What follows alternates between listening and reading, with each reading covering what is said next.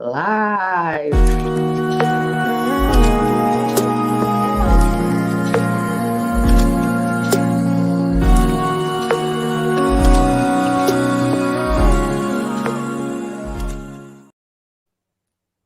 My people, my people, how you doing? How you doing?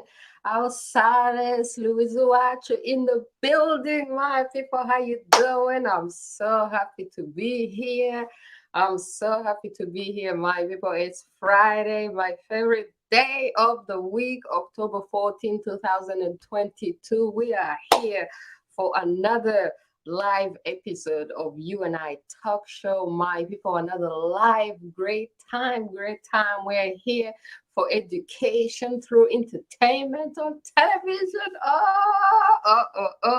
Oh, my Canadian people, where you at? Where you at? Oh, my American people, where you at? Where you at? Put your comments in the chat. I can see you. All the people who are tuning in through Facebook, YouTube, Twitter. Thank you so much for being here. So today we got a great show. We're going to start in English. We have a guest just for 30 minutes, and then we're going to move into the French segment. And then, my people, we will end the segment in Africa as usual. All right, my people, welcome to the show.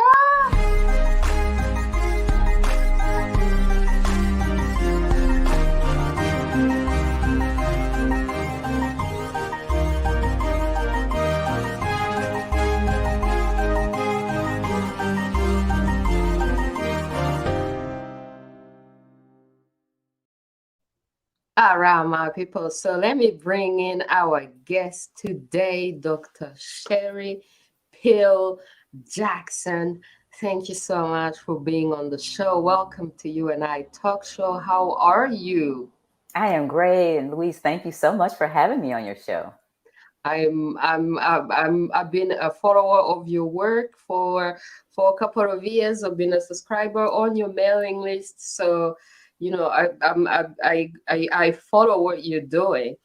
And then just recently, I received a message that you're about to blow up. You're Yes, about to blow up. yes. It's a great strategy to announce that you're about to blow up. You know what I mean? Yes, So yes.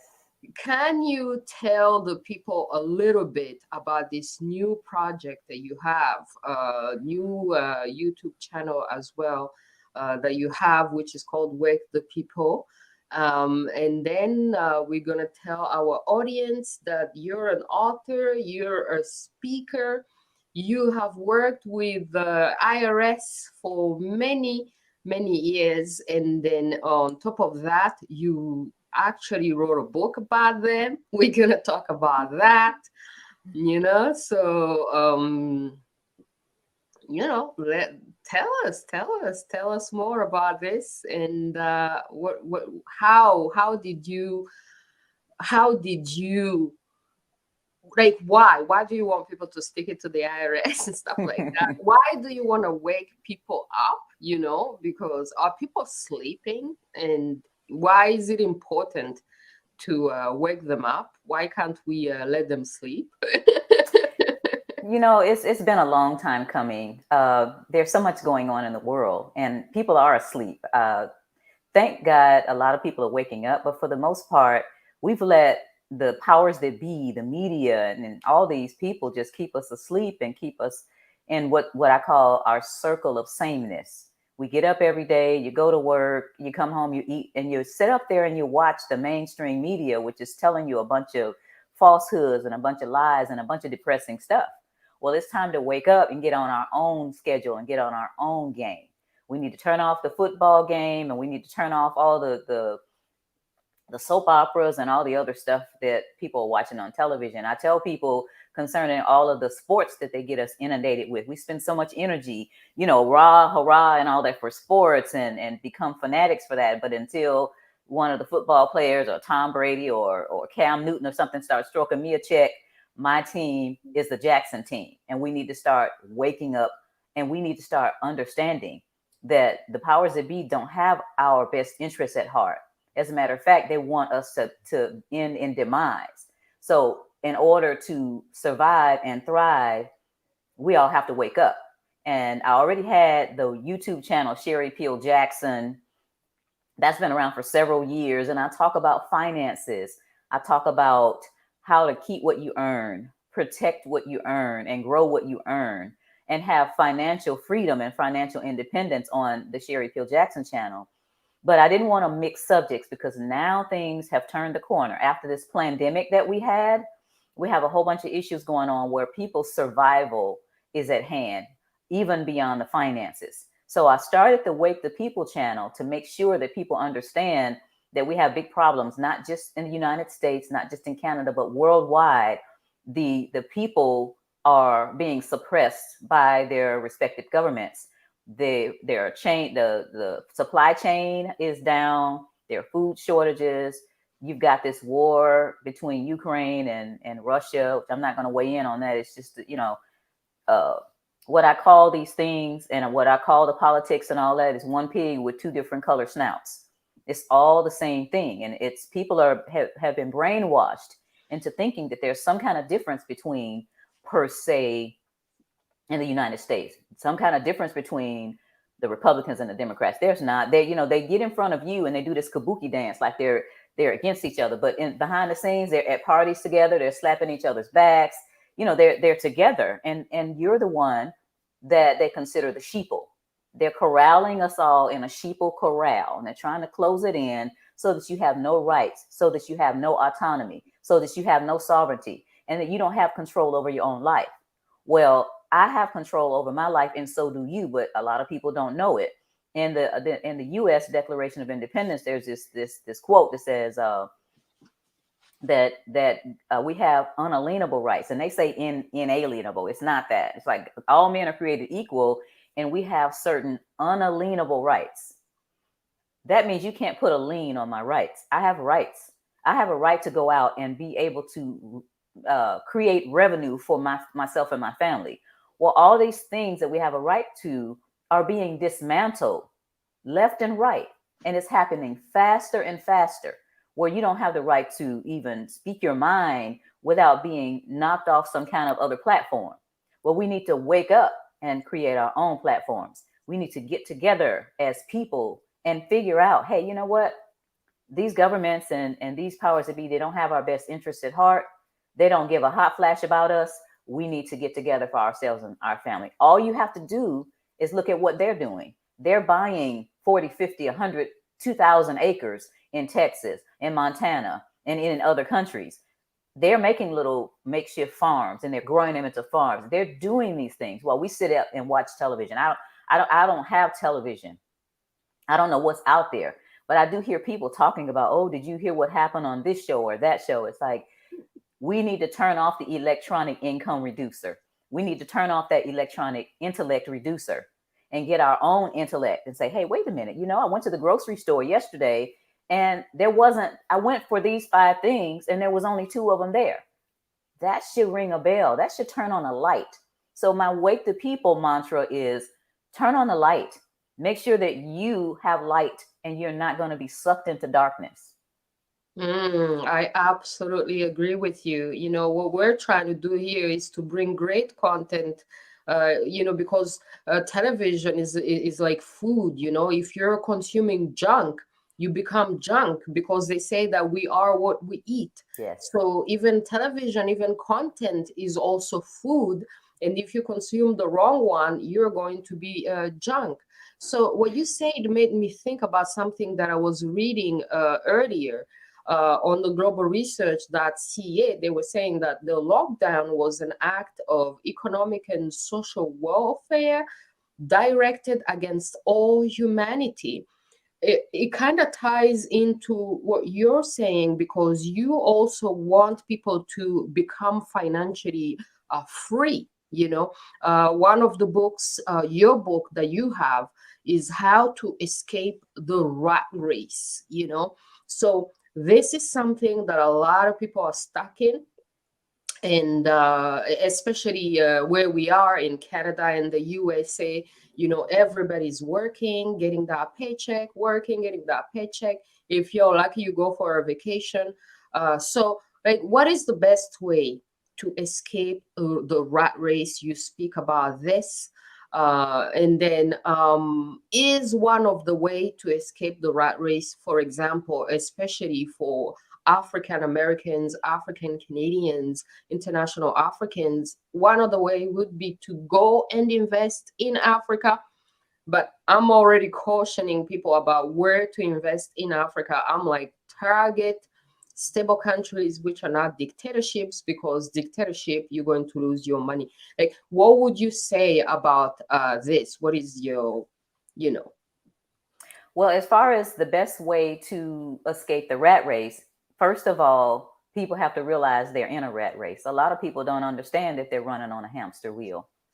They go through the earn spend cycle every week or every 2 weeks. They get paid on Friday, and then they go to the club on Friday night, and then they might go to the grocery store on Saturday, go back clubbing on Saturday. They might throw a few dollars in the bucket at church on Sunday, pay the mortgage or the rent and a car note and the insurance, and then they're broke again on Monday, and they start it all over again. Well, first of all, you got to realize that this is a setup. It's all a setup to keep you in this rat race.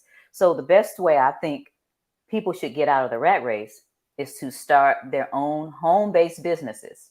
I'm talking about a business in the place that you're already living, so you won't have an extra rent to pay.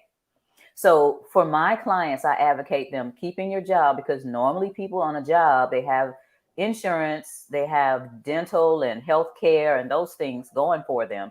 And they have something that's steadily coming in, what my dad used to call something that's beating the drum, making sure that you get a steady paycheck. But when you get off work, you go eat your food, decompress, spend some time with your family. But instead of turning on the television, you go and start your home-based business. And you do that 4 or 5, maybe 6 days a week. And then you're going to build something. You're going to create something. You're going to create extra income to come in. And you don't go buy the new car, the Benz or the BMW. What you do with that money is you invest it in the business and reinvest it in the business. Then you start buying gold and silver, and then you have money for real estate.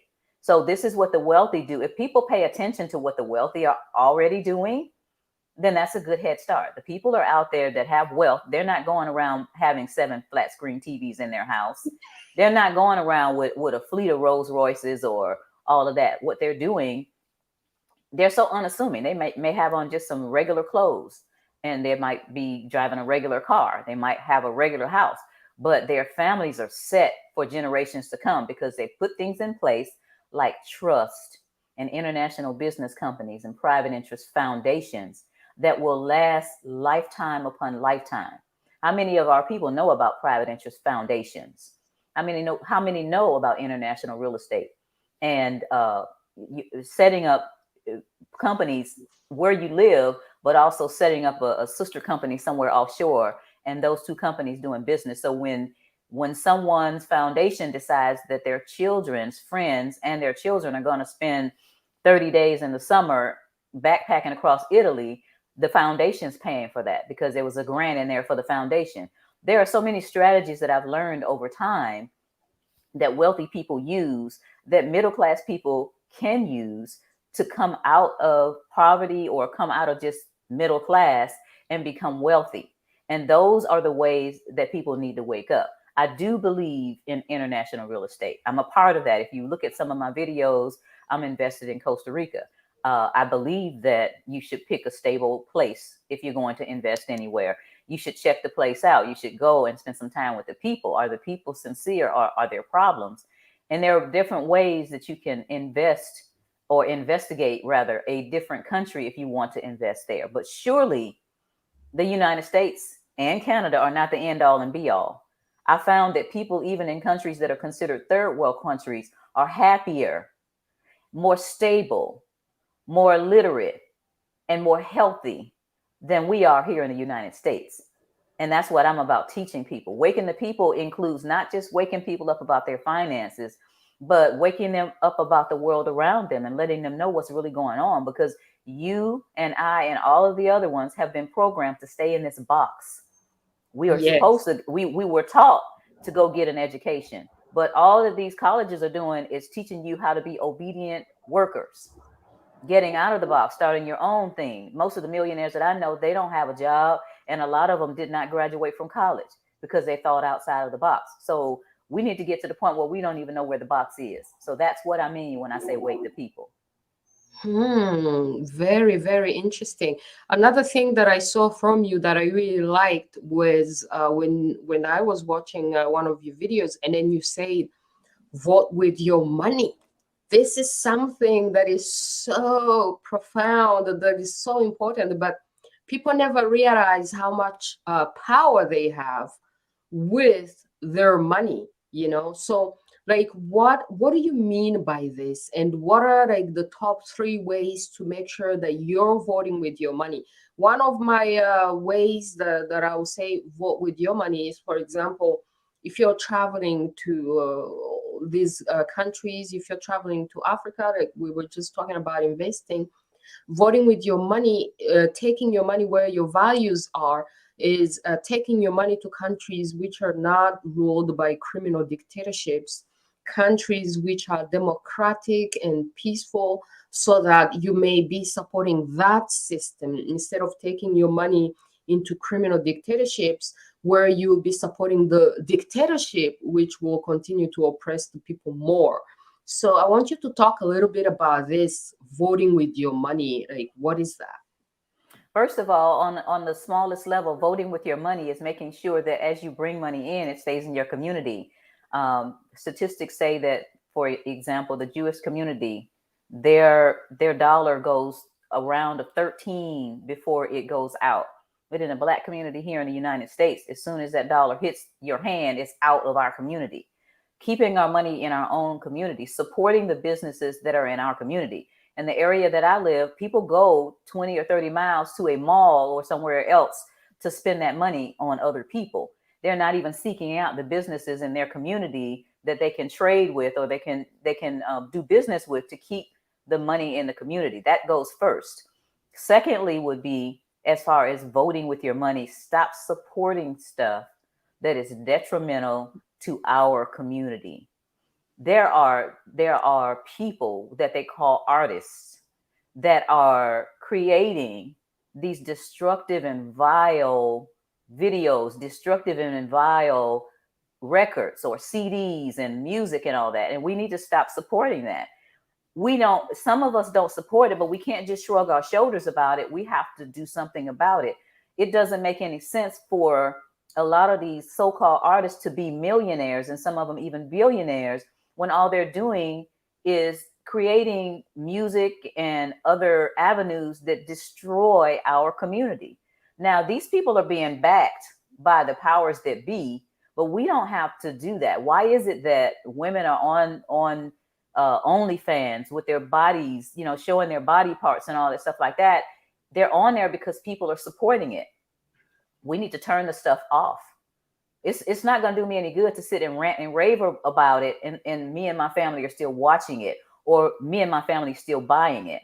Voting with your money and your time means cutting off this stuff and making sure that your money goes to people that are supporting you. And the third way, as you talked about, is going international to other countries that you found meet with your goals. So if I want to be a peaceful person, if I want to be able to, like with myself, I want to make sure that when the excrement hits the portable cooling device in the United States, I'm able to go somewhere where I won't freeze to death and I won't starve to death, where there's food falling off of trees, and where I have sufficient amount of healthy air. They're not chemtrails all over the place. So those are my standards. So I'm finding places and talking about places that meet those standards, that don't have a dictatorship, that they have, and for years had a government that is by the people, where if government tries to do something that the people don't like, the people will shut the government down. They will stop the roads. They will park and camp outside of the government buildings and shut that down. So it's gotten to the point in a lot of countries where we, the people, don't have the control. Find a place where the people have a semblance of control and that you can eat and you won't starve to death. And that's what I do. So we have got to take seriously voting with our money. Going to a ballot here in the United States doesn't make a difference. Here, the Republicans and the Democrats are sleeping in the same bed and they're screwing us all. There's no difference there. For Black people in the United States, nothing positive overall has happened in the last 70 years, whether there's a red person or a blue person in office. So it's not about who's in government.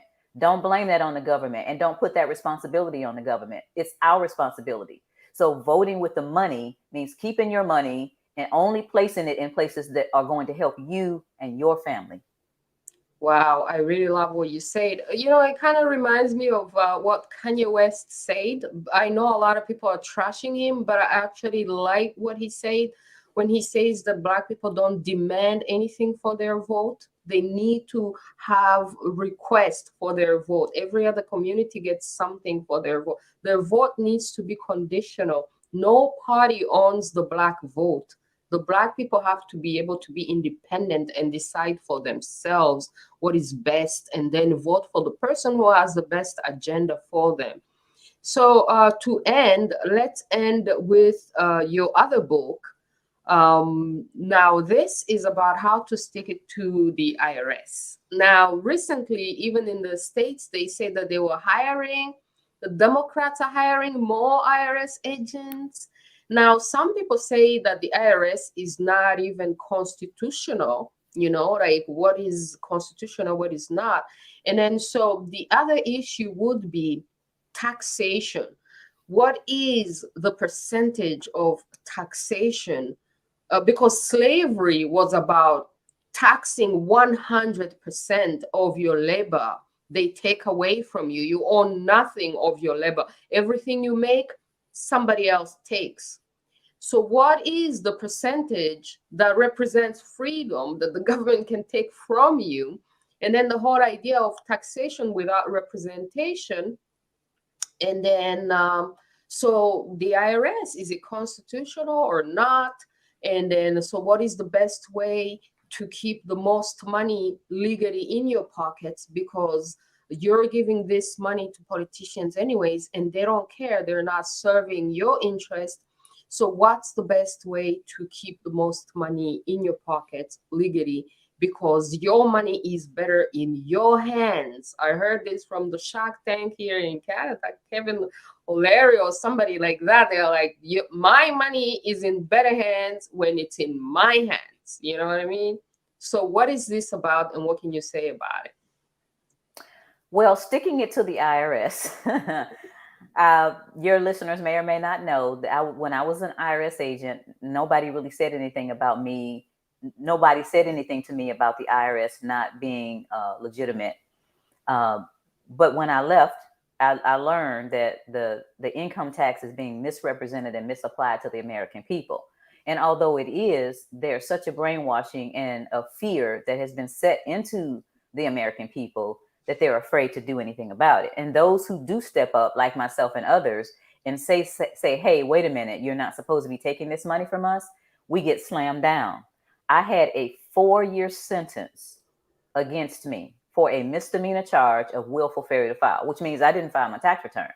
Well, there are people that rape and murder people that don't get 4 years. Now, I ended up spending 3 years in a federal prison because I decided to stand my ground and keep the money that I earned. That is what happened, and that's unprecedented. However, that's what the government does. Sticking it to the IRS these days, I help people that are too afraid to take the stand that I did. And I don't even recommend people take the stand that I did, because I was trying to cut the head off the beast. And what I'm trying to teach people now is to starve the beast.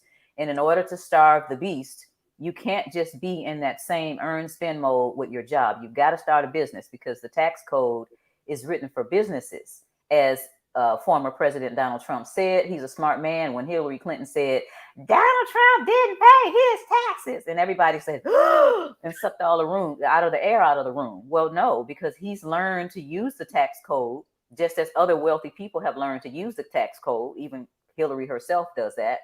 But we need to use that. And to start a home-based business, you can write off legitimately just about everything but the kitchen sink. For example, when you have a job, you can't write off your cell phone. You can't write off mileage. You can't write off your internet.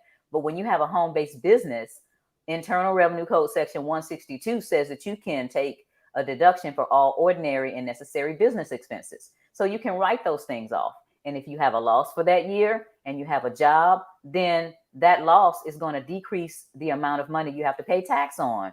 So these are the things that's another part of waking the people, but it's also sticking it to the IRS. Starving the beast instead of going head on and trying to cut the beast's head off is the easiest way to do it. And people are more comfortable with that. People are less afraid to stand their ground when it comes down to making sure that they keep more in their pockets, as you said. I like that. I like that. Starve the beast. Wow, this is beautiful. It just ties into what you were saying with vote with your money. Yes. Vote with your money, starve the beast. Oh, yes. I love it. I love it. All right. So we're coming to the end of our segment with you now. What's your call for action? Where can people find you? And what's the best way to support your work? Okay. So people can find me online at wakethepeople.com. I have 2 YouTube channels. The new one, wakethepeople.com. I would love for people to subscribe to Wake the People, the YouTube site Wake the People, which I'm going to try weekly to put content up concerning what's going on in the world on a weekly basis, how we can survive and how we can thrive. Now, the Sherry Peel Jackson YouTube channel that's been up for several years, I'm cranking that one up also, and it will have financial information, how to keep what you earn, how to protect what you earn, and how to grow what you earn. So I was deplatformed from Facebook because I put some things up there that evidently Facebook didn't like and somebody hacked the page. However, the 2 YouTube channels, Wake the People and Sherry Peel Jackson, will have information. I also do seminars around the country. If someone wants me to speak, then they can email me at sherrypeeljackson@gmail.com. I'll be speaking in November, around November 11th and 12th in Salt Lake City, Utah at Ed Griffin's Red Pill Expo. And I love to do seminars. It's just a matter of, now that the pandemic is over, people starting to get back to having seminars, because I like speaking to people one-on-one. I really don't care for trying to do a webinar, because people get busy with washing the dishes or petting the dog or whatever. But face-to-face, we can talk about ways that you can specifically make your family thrive, because it's time to thrive. It's our time. We don't need to be in survival mode anymore. It's time over for that. So if you want to be someone that's thriving, that's growing, that's earning money and learning how to keep your money, then Wake the People, Sherry Peel Jackson, sherrypeeljackson.com are the places to find me. And I'll be out there. I'm committing to do at least 1 video per week for each of those 2 YouTube channels. All right, Sherry Peel Jackson, thank you so much. We appreciate you. We support you, and we wish you all the best, man. Keep waking the people up. A lot of people don't want the people to wake, right, because they're a part of the beast. They want to keep eating, yes, you know? Yes, no, we're going to starve them. And thank you so much for having me on to discuss this. And I pray that all of your listeners start waking up and start voting with their money. Absolutely. Thank you so much, Dr. Sherry Peel Jackson. Have an amazing evening. Thank you so much. We appreciate you. You too. Thank you so much. All right, my people. Thank you so much for tuning in. Now, that is the end of our segment in English. I look forward to speaking to you next in French. Let's move on to the French section, and then we'll move on to the KinyaRwanda section as well, my people. Thank you so much for being here. Now, stay tuned for the French section, my people.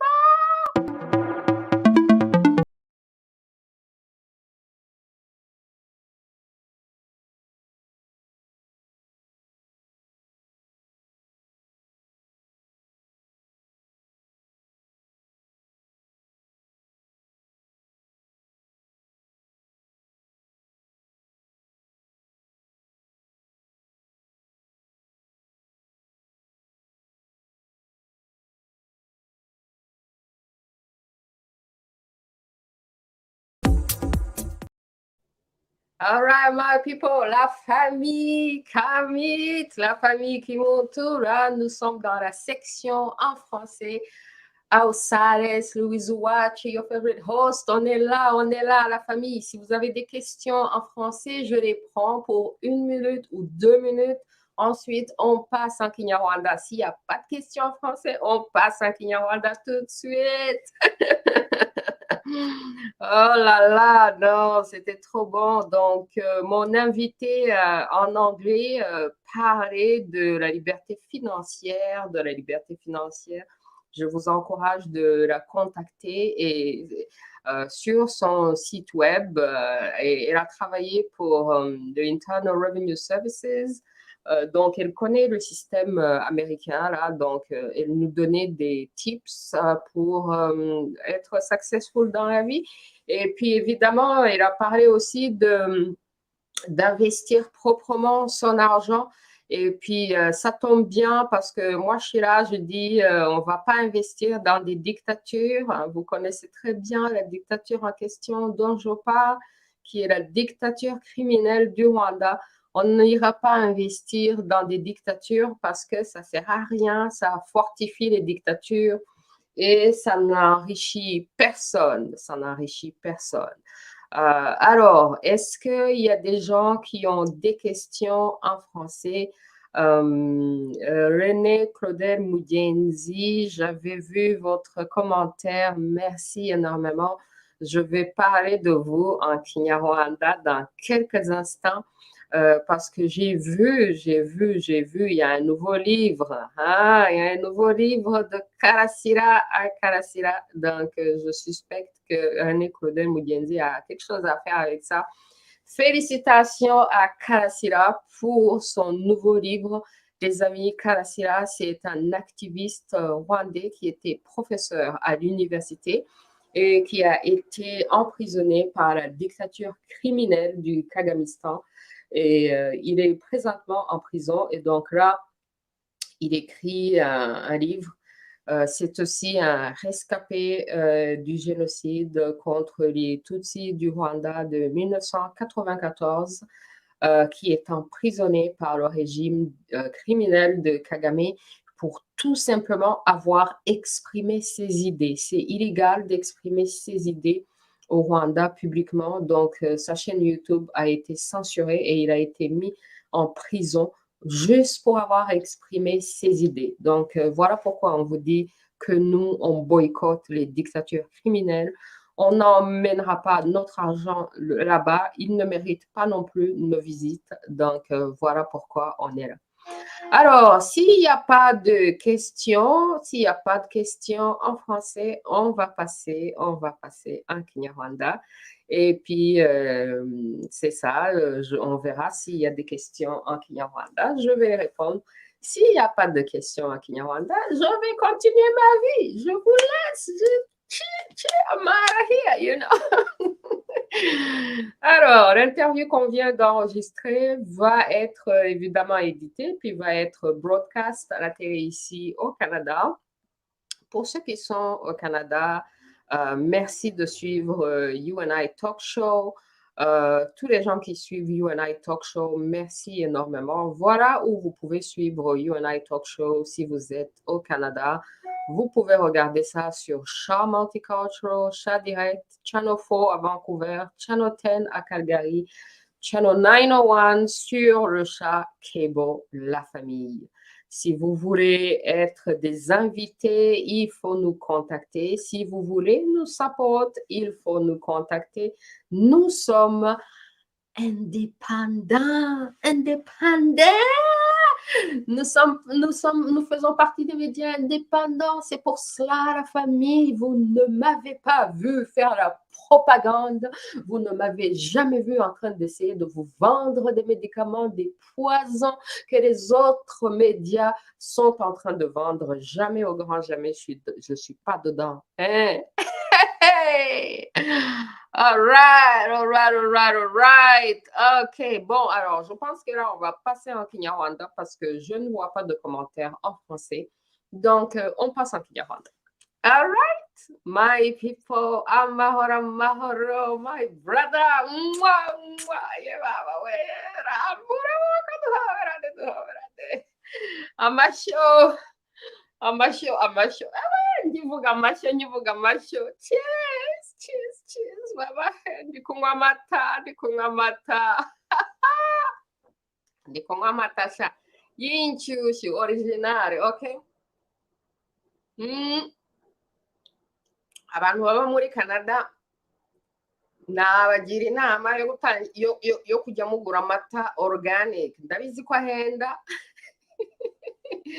ariko rero niba mwibwira ngo munywa amata kandi mutagura amata yo organic ntabwo munywa amata. Anyways, ngewe ngo ndi kunywa amata hano rero mukomere cyane. Yo brother, Rusake wayibonye se? Bise binyibutsa utunyoni hano tumaze gupfura amababa ejo bundi. Oh my god. Yo, reka ntangire mbashimira my people. Hari inyoni bohereje, inyoni yazije kujwanga gusa, iri kujwanga gusa. Nuko inyoni turayifata tuyishyira mu mazi ashyushye tuyipfura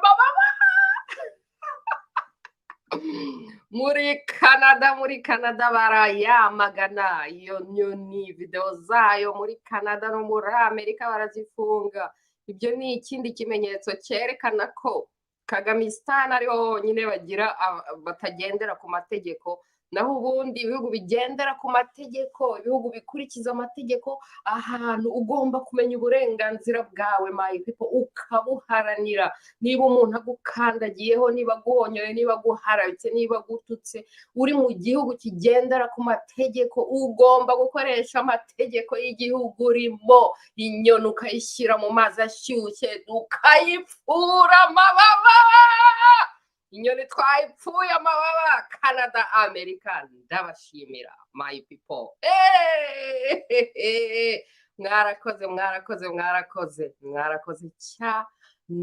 Mwarakoze cyane my people. Turi mu bihugu bigendera ku mategeko, tugomba gukurikiza amategeko yaho turi. Nta na rimwe ndica amategeko y'igihugu ndimo. Yo, ndababwiye ngo iki gihugu ni icyacu. Ndi umunyakanada, ntabwo ushobora kunsagarira nicaye muri Canada, wicaye muri Amerika. Ndi umunyakanada, mfite uburenganzira bwanjye. Nzakoresha amategeko y'iki gihugu ngo ukurikirane. Karema kabera cyane. Yo, baguhe inka z'iwacu zirakamwa.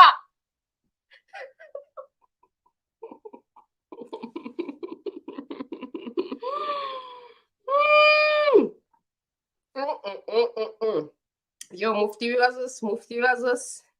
Mumeze mute? Mufite ibibazo? Mumbwire niba mufite ibibazo gusa. Hanyuma félicitations, joyeux anniversaire. Reka nongere mvuge kuri Karasira. Yo, na anniversaire ya Karasira ebana twizihize abantu bose bafite anniversaire muri uku kwezi. Karasira Kazuba, mwise neza. Yo, muri hehe? Babahe.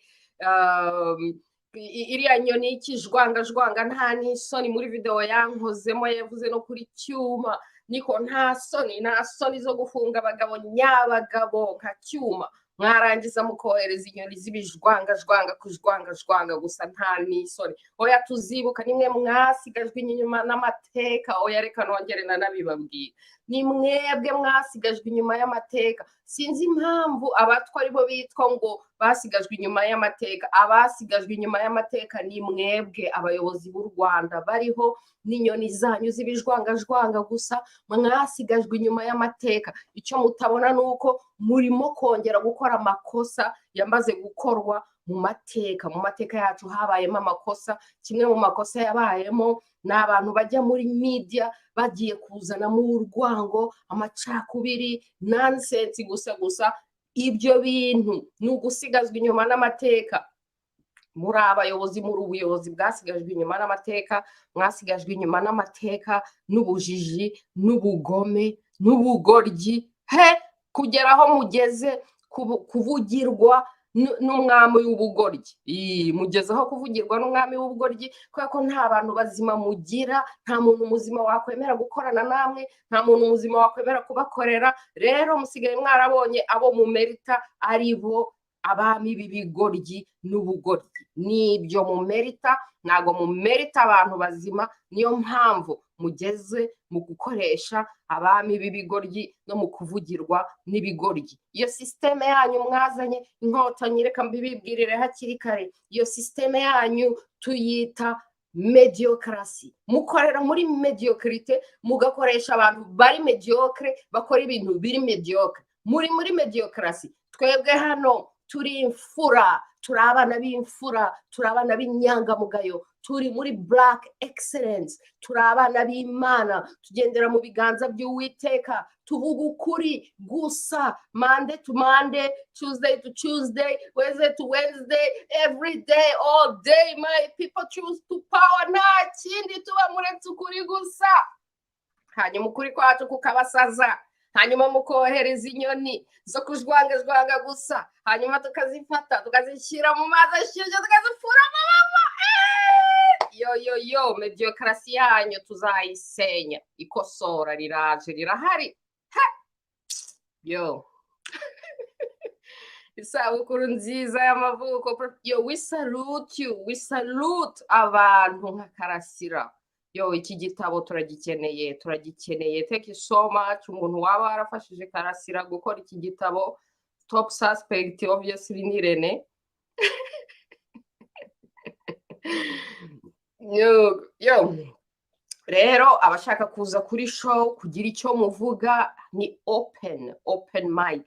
Dore reka mpostinge ko ntuza hano na postinze link muri comment, abari kuri YouTube murayibona. Na postinze link, umuntu wese ushaka kuza live kugira icyo avuga, gukora comment. Turi muri freedom of speech, my people. Nimuze tuganire, muvuge ibiri bari ku mutima, muvuge ibyo mushaka kuvuga byose. Turi muri black excellence. Tugomba kubereka ko ntaho duhuriye, nta n'icyo. Donc twebwe abantu bari mu ibintu by'imfura na black excellence, imfura nyikompara na black excellence kuko niyo systeme ya excellence y'Abanyarwanda. Iyo turi aho ngaho rero nta hantu duhuriye no muri mediocrite. Hano tuganira ibintu by'ubumenyi, tukeshanja ubumenyi, tukavuga ku bitekerezo n'uburenganzira bwacu gupinga leta no gupinga guverinoma, kubera ko n'abakozi bacu. My people, bibinjiremo mu mutwe ko leta n'abakozi bacu, ntago tubatinya, ntago tubasenga, ntago tubabembereza, ntago tubitwararikaho. Tubabwira ibiriho bitagenda kugira ngo bikosore cyangwa begure, bisenye, bahirime, baveho. N'abakozi bacu, abakozi bacu batwitwaraho nk'aho ari twebwe bacakara babo. Wakritika leta ngurabanga ngibiki n'ibiki.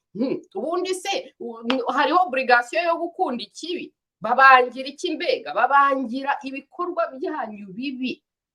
Ntabwo umuntu akunda ikibi, nta obligation mfite yo gukunda ikibi. Kandi niba umukozi wanjye akoze nabi, ngomba kumukosora, ngomba kumubwira. Mwebwe rero ahubwo mutabona ko umuntu afite freedom of speech, akagira na freedom yo gukosora abakozi be. Nkabona umuntu arimo kritika leta, mukazanamo ibintu byo gusigazwa inyuma n'amateka, kwa mwasigajwe inyuma n'amateka, mugasigazwa inyuma n'ubugome n'ubugoryi n'ubujiji, mugatangira mukibasira umuntu ngo kuko yavuze leta. Ndimo ndavuga abakozi banjye ku gihugu cyanjye, bakorera igihugu cyanjye. Mfite uburenganzira bwo kubavuga, mfite uburenganzira bwo kubakritika, mfite uburenganzira bwo kubakosora, mfite uburenganzira bwo kubaha ibitekerezo, mfite uburenganzira bwo gushaka kubirukana niba bakora nabi. Mfite uburenganzira bwo guhindura abayobozi bakora nabi. My people, bibinjiremo mu mutwe ko mufite uburenganzira, kandi Imana ifasha uwifashije. Niba uhonyowe, niba ukandagiwe,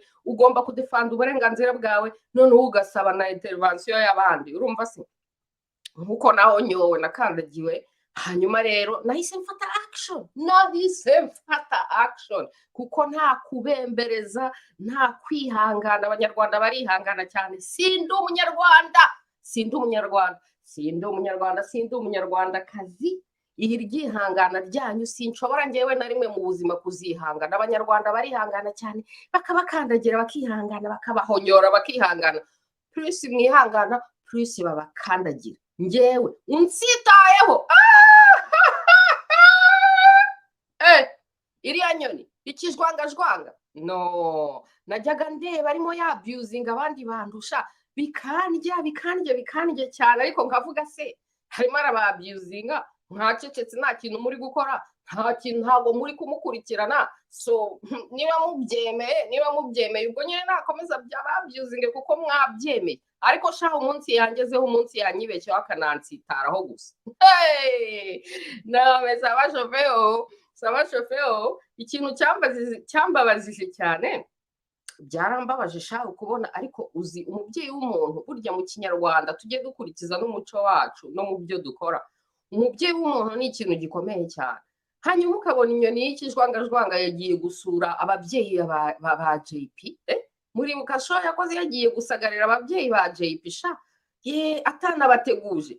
Ubundi nta nubwo byemewe kujya gufirima abantu utabateguje. Ubundi niyo wafirima abantu ugomba no kubasinyisha urupapuro ruvuga ko bakwemereye gutangaza ibyo wafirimye. Urumva se umuntu aragurutse afashe kamera agiye gusagarira ababyeyi b'umuntu atabateguje, nta ruhushya yabasabye, arabafasha bashyize kuri kamera, arangije arabitangaza. Umwana wabo JP nashatse kumutelefona, ndavuga rero JP, ibi bintu uri bubyihanganire, uri bubone ko inyoni y'ikijwangajwanga yagiye gusura iwanyu yabasagariye igeze hariya, hanyuma ubyihanganire. Ntareba nawe se ko mbona nta kintu ari kubikora. Tabita ni inshuti yanjye, nawe yari yavuzwe muri ya video. Ariko Tabita, ibi bintu uri bubyihanganire? Ndategereza ngo ndebe ko hari icyo azakora. Wapi mburiye ako sha bikandya ngavuga, ariko mana yanjye ko abanyarwanda barihangana, baritonda cyane. En fait sindi umunyarwanda kuko kuriya kwihangana kwanyu no kwitonda kwanyu ntabyo ngira. Muzabaze uwibeshya kansitara, ndamukonkobokana. Urumva nuko ndicara ndavuga nta Abanyarwanda ebana na oppression bagira, nuko babyihanganira. Kose umuntu aragutuka akakwandagaza ukabyihanganira, noneho rero yakuvaho akajya no kuwundi, oya man. So anyways, kera kabaye rero nanjye ngeraho bitavuga iryo rigiye kuyipfura, bikorere n'abandi bantu bose yabyezinze bakamwihorera. Nuko inyoni irangije ipfurwa amaba muri Canada na Amerika, bati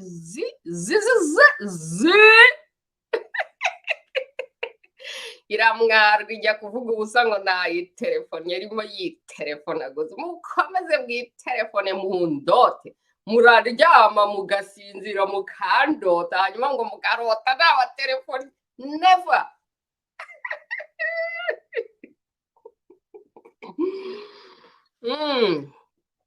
Nabashimira ko mwaranyamamaje, mukomeze munyamamaza kubera ko mfite izina. Mwebwe nta n'izina mugira, mwarangiza mukajya kuri kamera ngo Louise Uwacu. Exactly, Louise Uwacu kuko afite izina. Mwarangiza abantu bakajya kuri kamera ngo uriya ni nobody, kandi muri kumukoraho video muri kuvuga n'izina rye. None se niba ari nobody, kuki mumukoraho video munavuga n'izina rye? Murimo muranyamamaza. Anyways, my people, turi kumwe, twibereyeho mu bumenyi, twibereyeho mu mahoro no mu munezero. Urumva se ikindi kandi nkundira Friday, ibi bintu tuba turimo hano Friday ni ibintu biri very spiritual. Reka mba kandi kantu my people mbibwira kandi ka, urumva se mbere yo kubabwira kandi kantu, reka mbibutse aka kantu kavuga ngo les grands esprits discutent des idées, les esprits moyens discutent des événements, les petits esprits discutent des gens.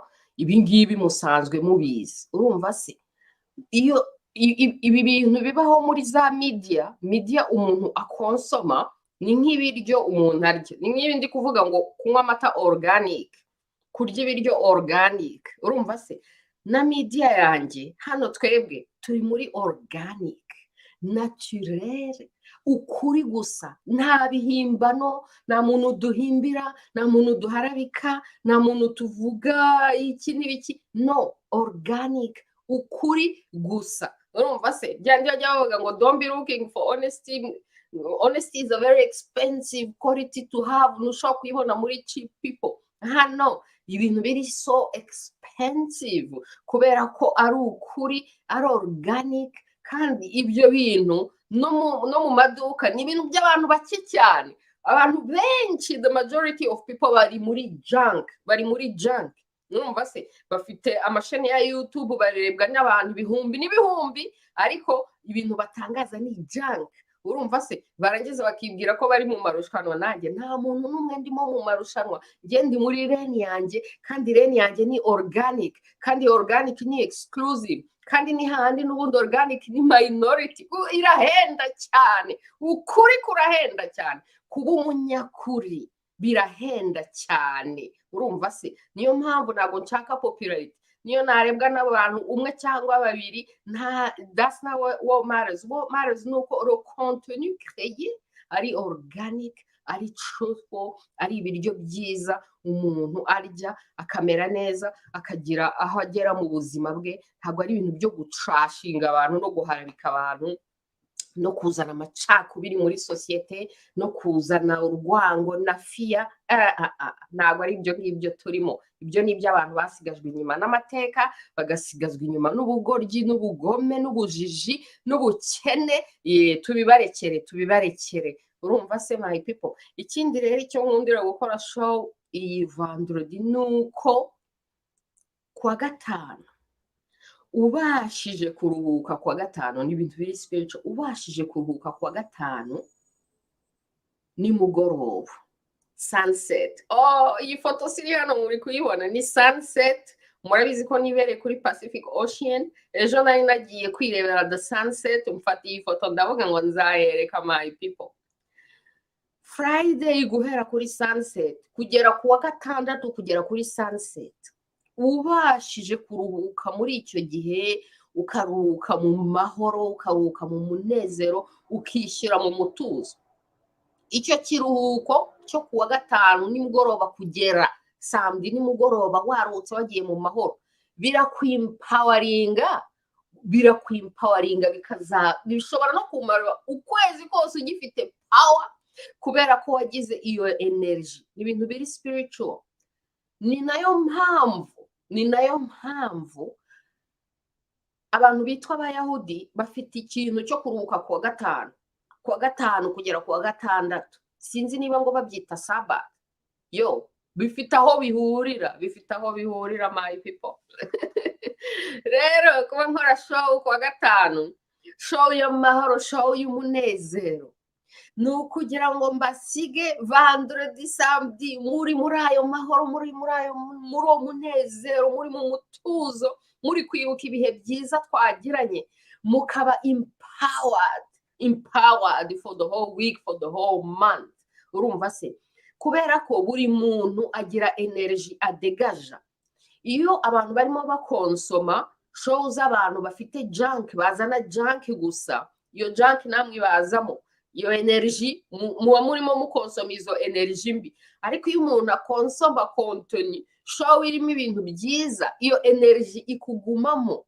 Rero be careful what you eat, kubera ko nyine habaho organic food, hakabaho na junk food. Be careful what you eat, what you consume. Clement, hari igihe wowe n'ibintu ntacyo wabirenzaho ukabyihorera. You know, ibyo ntabwo ari ukwemera amafuti n'ukwanga kujya mu nduru. I hear you, you know, because sometimes hari n'igihe bari abantu bazana ayo mafuti babizi neza ko ari amafuti, kuko barabizi neza ko bari mu mafuti, kandi barabizi neza ko bari guhimba gusa. Noneho rero hari igihe yenda biba ari na tactique yo kugira ngo barangaza abantu urumva se bagutesha umwanya tu urumva se nk'ubwo ngubwo wafashe igihe wa telefone umwavoka wa telefone abantu ngo umwavoka ati kora iki n'iki hari steps urumva se nk'ubwo ngubwo umwanya wawe uragiye wishyuye n'umwavoka n'iki byose kugira ngo kandi bakreye fake problems babizi neza ko ari fake problems kugira ngo bakurangaze gusa urumva se rero ifo kuevariwa nyine ukamenya ibyo uzataho umwanya n'ibyo utazataho umwanya iyi nyoni ngewe nagombaga kuyipfura amababa kuko yari yarigize akaraha kajya kugira ngo tuyereke ko turi mu bihugu bigendera ku mategeko kandi ko tutazihanganira umuntu uza kudukandagira ku mategeko agahugu konyine bakontorora ni kariya kahugu k'akadomo niko kazanagaragara kazatamazwa ko ari agahugu katagendera ku mategeko so nta nubwo nshobora kwirirwa nk'igihe nkurikirana umuntu muri kariya gahugu katagendera ku mategeko nkurikirana abantu hano muri Canada no muri Amerika kuko hano tuzi amategeko yaho niho turi ahangaha ntago dushobora gupermeta umuntu n'umuza kuvuga nonsense Musolini yo turi kumwe Yo, man, if you have any questions, I'm here for that. Muramutse mufite ibibazo, ndi here to answer your questions. And umuntu wese ushaka kuza muri studio akajya kuri kamera akagira icyo avuga, dore link ndayipostinze kuri YouTube. Nanone nishyize no kuri ekara, just copy paste.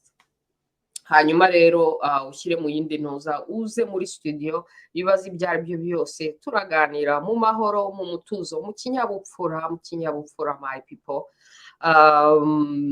Rero ikindi kintu cyanshimishije muri iki cyumweru dore abandi bana dore abandi bana aho bageze niko perezida wa Kenya yagiye kubonana na perezida wa Ethiopia bari muri business deals. Kenya iri muri peace democracy, Ethiopia iri muri demokarasi ariko barimo barashaka kuyisabota. Dore ibintu byiza cyane. This to me ni African dream kubona Kenya na Ethiopia bakorana byaba ari African dream kabisa. Sinzi mwebwe uko mubibona. I'm loving it, Rero response yanjye ngewe navuze ko nanjye nzaba boycota.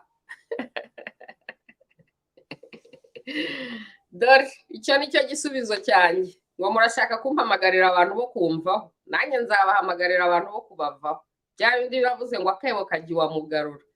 Ndababwiye ngo imitego mitindi ishibukane ba nyirayo. Uwiteka Mana ishobora byose abashaka kutugirira nabi bose ibibi byose bateganya bijye bihera iwabo bigumi iwabo bibe kuri bo kuko twebwe nta kintu kibi duteganyiriza umuntu n'umwe nta kintu kibi dupangira umuntu n'umwe. Rero niba mvuze ku mugaragaro ngo ntago nzaza gusura i Rwanda kuko kuri ngewe kuza i Rwanda ari ukuzanira amafaranga dictatorship kandi nk'uko uyu mudamu twamaze kuganira mu cyongereza yavugaga ngo vote with your money. Well, I am voting with my money and I'm using my money not to support criminal dictatorship. Urumva se iyo murimo musupportinga criminal dictatorship muba murimo murotarda ukwibohora kw'abanyarwanda. Hanyuma rero ubutegetsi buba buhora butegereje ngo buzakura amafaranga mu banyamahanga ni nayo mpamvu budakorera neza abanyarwanda kuko buhora butegereje ngo amafaranga azava hanze amafaranga azava mu bandi. Noneho rero n'abo bantu bajya i Rwanda bakerarugendo n'abandi ba foreign investors bajya i Rwanda bakagenda bagafatwa neza kurusha abanyarwanda. Ikimbabaza cyane ni ukubona ukuntu abanyamahanga bafatwa neza kurusha abanyarwanda. Rero uramutse utoye n'amafaranga yawe wamenyereza abayobozi ko bagomba gufata neza abanyarwanda kuko nibo bahari nibo bakonsoma ibiriho. Numva se noneho nta no kwibwira ngo abandi bazava mu mahanga ngo nibo bazazana ayo madevize bagafata neza abanyarwanda. Serivisi zikaba ari oriented kugushimisha umuturage w'umunyarwanda aho kugira ngo serivisi zibe ari oriented gushimisha abo banyamahanga. Rero leta iramutse imenye ko irilayinga ku banyarwanda gusa yabafata neza Yo.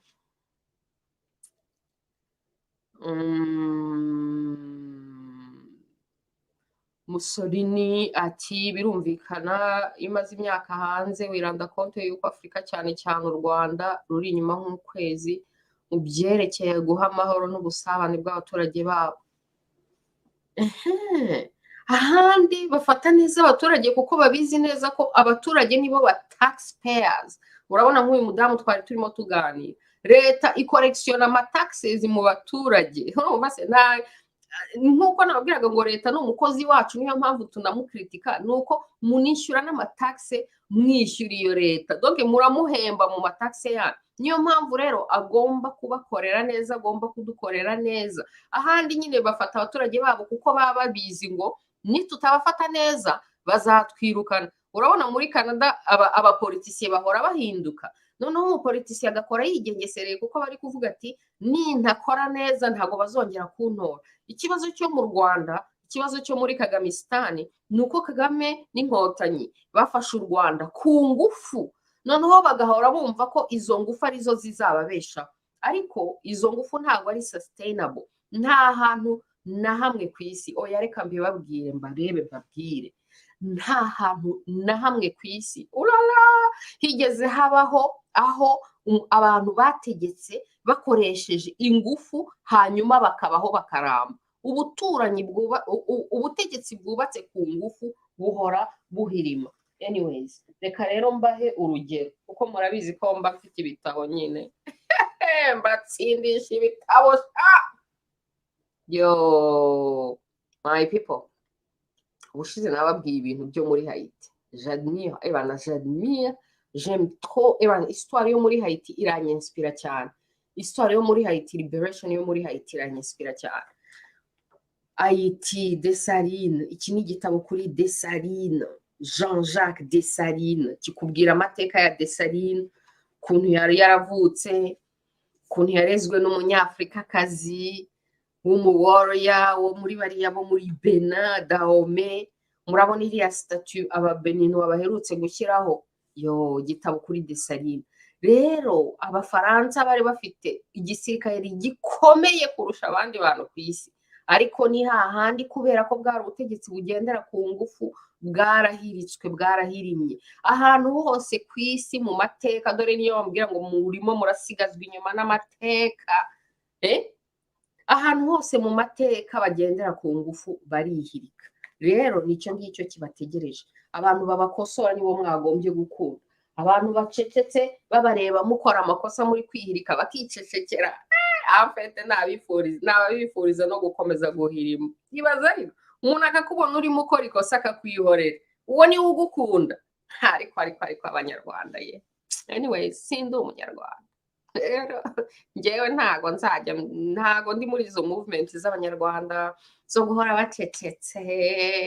Umunyarwanda ntijya umenya niba yishimye, niba ababaye, niba arakaye, niba byagenze gutyo. Iyo nishimye murabibona, you know. Hanyuma ntundakaze sinzo dora amaseke kizera amase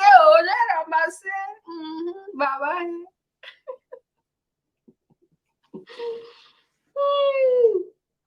Yo, ikindi rero sinzi niba Krema gihari ngo mwereke ikibindi hano. Harya muribuka ibintu nababwiye byo gutereka amazi. Krema afite ikibindi gishyashya hano, sinzi niba ugihari ngo nyikwereke.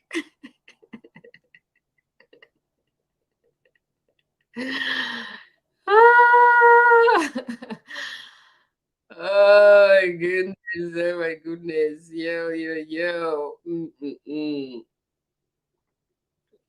Dore hano hari undi, dore hano hari undi wiyita ngo Urubyiruko TV aje kwandika nonsense cyane.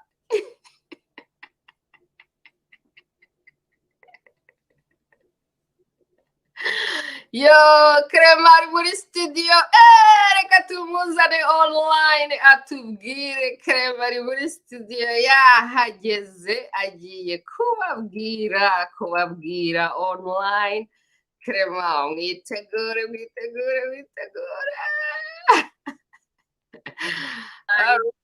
Krema mwitegure. Salama, salama. Fungi wawe birimo birazanamo feedback. Salama. Fungi wawe birimo birazanamo feedback. People? Yes. All right. Komera cyane Clement. Kanzane kakantu kanzane were.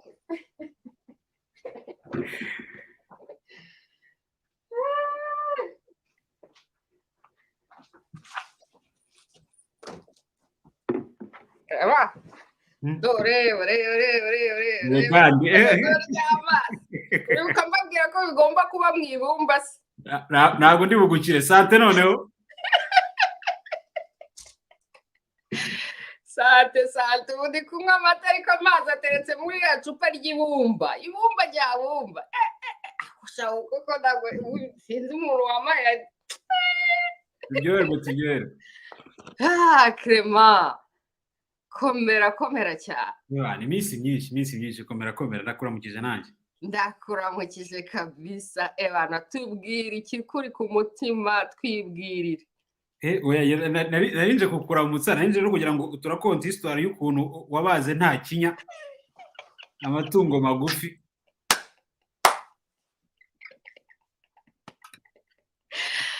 Yo.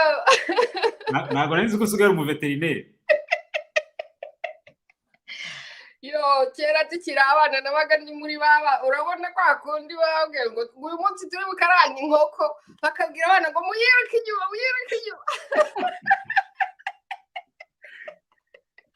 Kuriya niko kuyiruka inyuma. Inkoko mukayiruka inyuma mukayifata noneho ukabona iri mu mazi ashyushye barimo barayipfura amababa tu. Ntabwo bizoroha. Ari ikintu bamukumbwira ariko ngo ugiye kutwereka mu kanya. Sinzi umuntu ukurogoye urimo kuvuga ngo niba Clement gihari ngo arakana ngo akinye ngaka nyine. Iki kibindi cyo mu gicupa uribuka tuvuga ibintu byo kuraza amazi umuntu atereka ya mazi yo mu gicupa.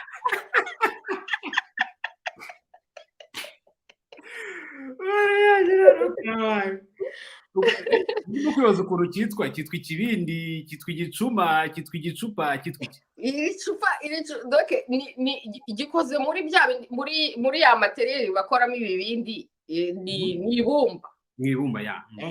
Gikoze mu ibumba. Buriya rero ni nayo mpamvu ngewe ntakunda iriya terminology bavuga ngo abatwa basigajwe inyuma n'amateka. Kubera ko bafite ubumenyi buri groupe yo muri Afrika igiye ifite ubumenyi buri particulier kuri iyo groupe urumva se noneho rero bakaba ari aba masters b'ibumba urumva se urumva hakaba hariho abantu bari aba masters b'ibumba hariho abandi bantu bari aba masters ba agriculture ni science urumva se kuko agriculture ni science ugomba kumenya ikirere ugomba kumenya gukarikira igihe ugomba kumenya igihe izuba rizava igihe imvura izagwa kugira ngo utere ni ibintu biri science urumva se indi groupe ikagira ibyo kumenya iby'inka iby'amata urumva se nabo bakaba bafite iyo science y'ukuntu umuntu yorora n'iki byose igatanga kandi ikintu abantu bakeneye noneho hakaza n'indi groupe nayo ifite iyo science y'ukuntu babumba ikintu Imana ari we mubumbyi mukuru. Nibaza ko biva kuri ntuza kuri bya bindi Bomara yitaga ngo slavery mentality. Nukubera ko amajyambere mu buryo bw'abanyaburayi bayaduhaye. Nicyo gituma tureba tukavuga ngo basigaje inyuma amajyambere ko ntago batwaraga imodoka, ntago bazaga i Kigali ngo bajye kwa rando regional cyangwa guceza.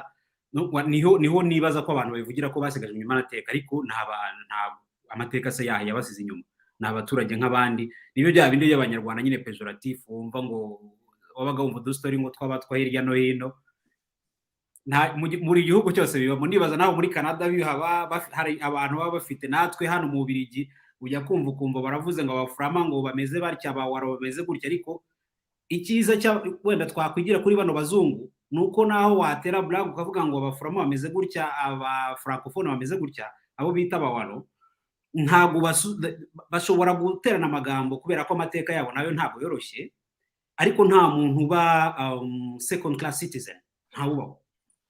Nuko natwe umunsi tuzageraho naho tujye tuvuga ngo abatwaye ibi ngibi, abatutsi ibi, abahutu whatever, ariko buri muntu akaba areshya n'undi imbere y'amategeko. Icyo ngicyo, that's the aim, niho twaba tugeze. Ibindi byose bizizana bya bintu ngo kubaka imihanda, ngo stade, ngo amahoro, ngo barimo kuyicukuramo imyobo bagiye kuyubaka. Ibyo tuzabyubaka, nitutabyubaka abana bashanga abuzukuru bazabyubaka, ariko byibuze umuturage yubahwe, umuturage agira agaciro iwabo. Unyemereye gato niba narambiranye, ndibuka hari historia ndimo ndareba kuri Twitter yabaye ejo, abadamu ngo bari ba joining the society, ngo nibagiye ukuntu yitwa, anyway, ngo bakora investment y'ubuhinzi. Yes, wayibonye nawe? 15 billion y'amanyarwanda, anyway, ariko ni inoti. Komeza. So ngo bashyize hamwe amafaranga, nyine bafashe amalone, bashaka bajya muri iyo business. Ikibazo nuko inoti zabo baziriye, ngo ubu hashize umwaka. Exactly, that's the one. Yes.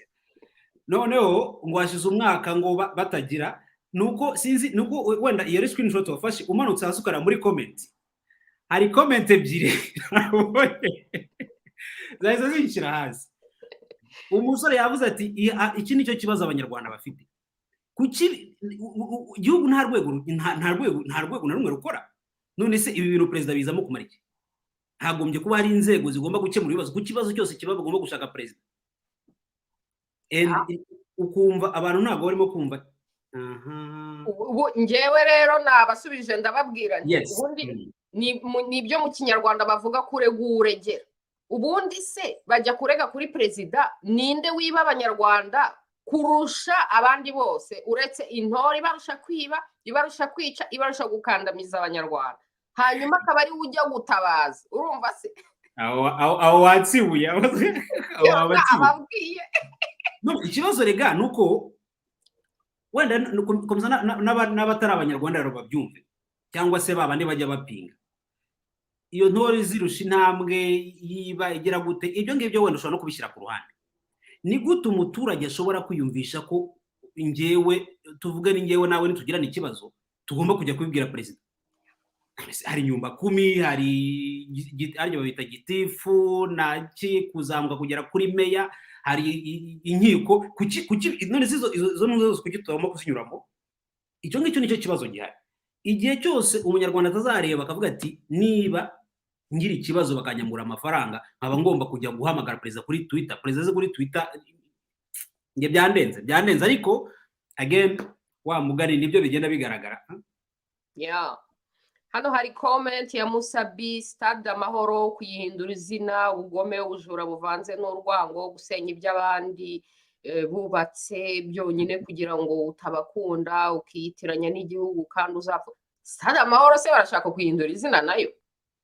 Obviously niba batangiye kuyikorera amatravaux, barimo barayivugurura, ejo bundi izaba yitwa stade His Excellency cyangwa se nande.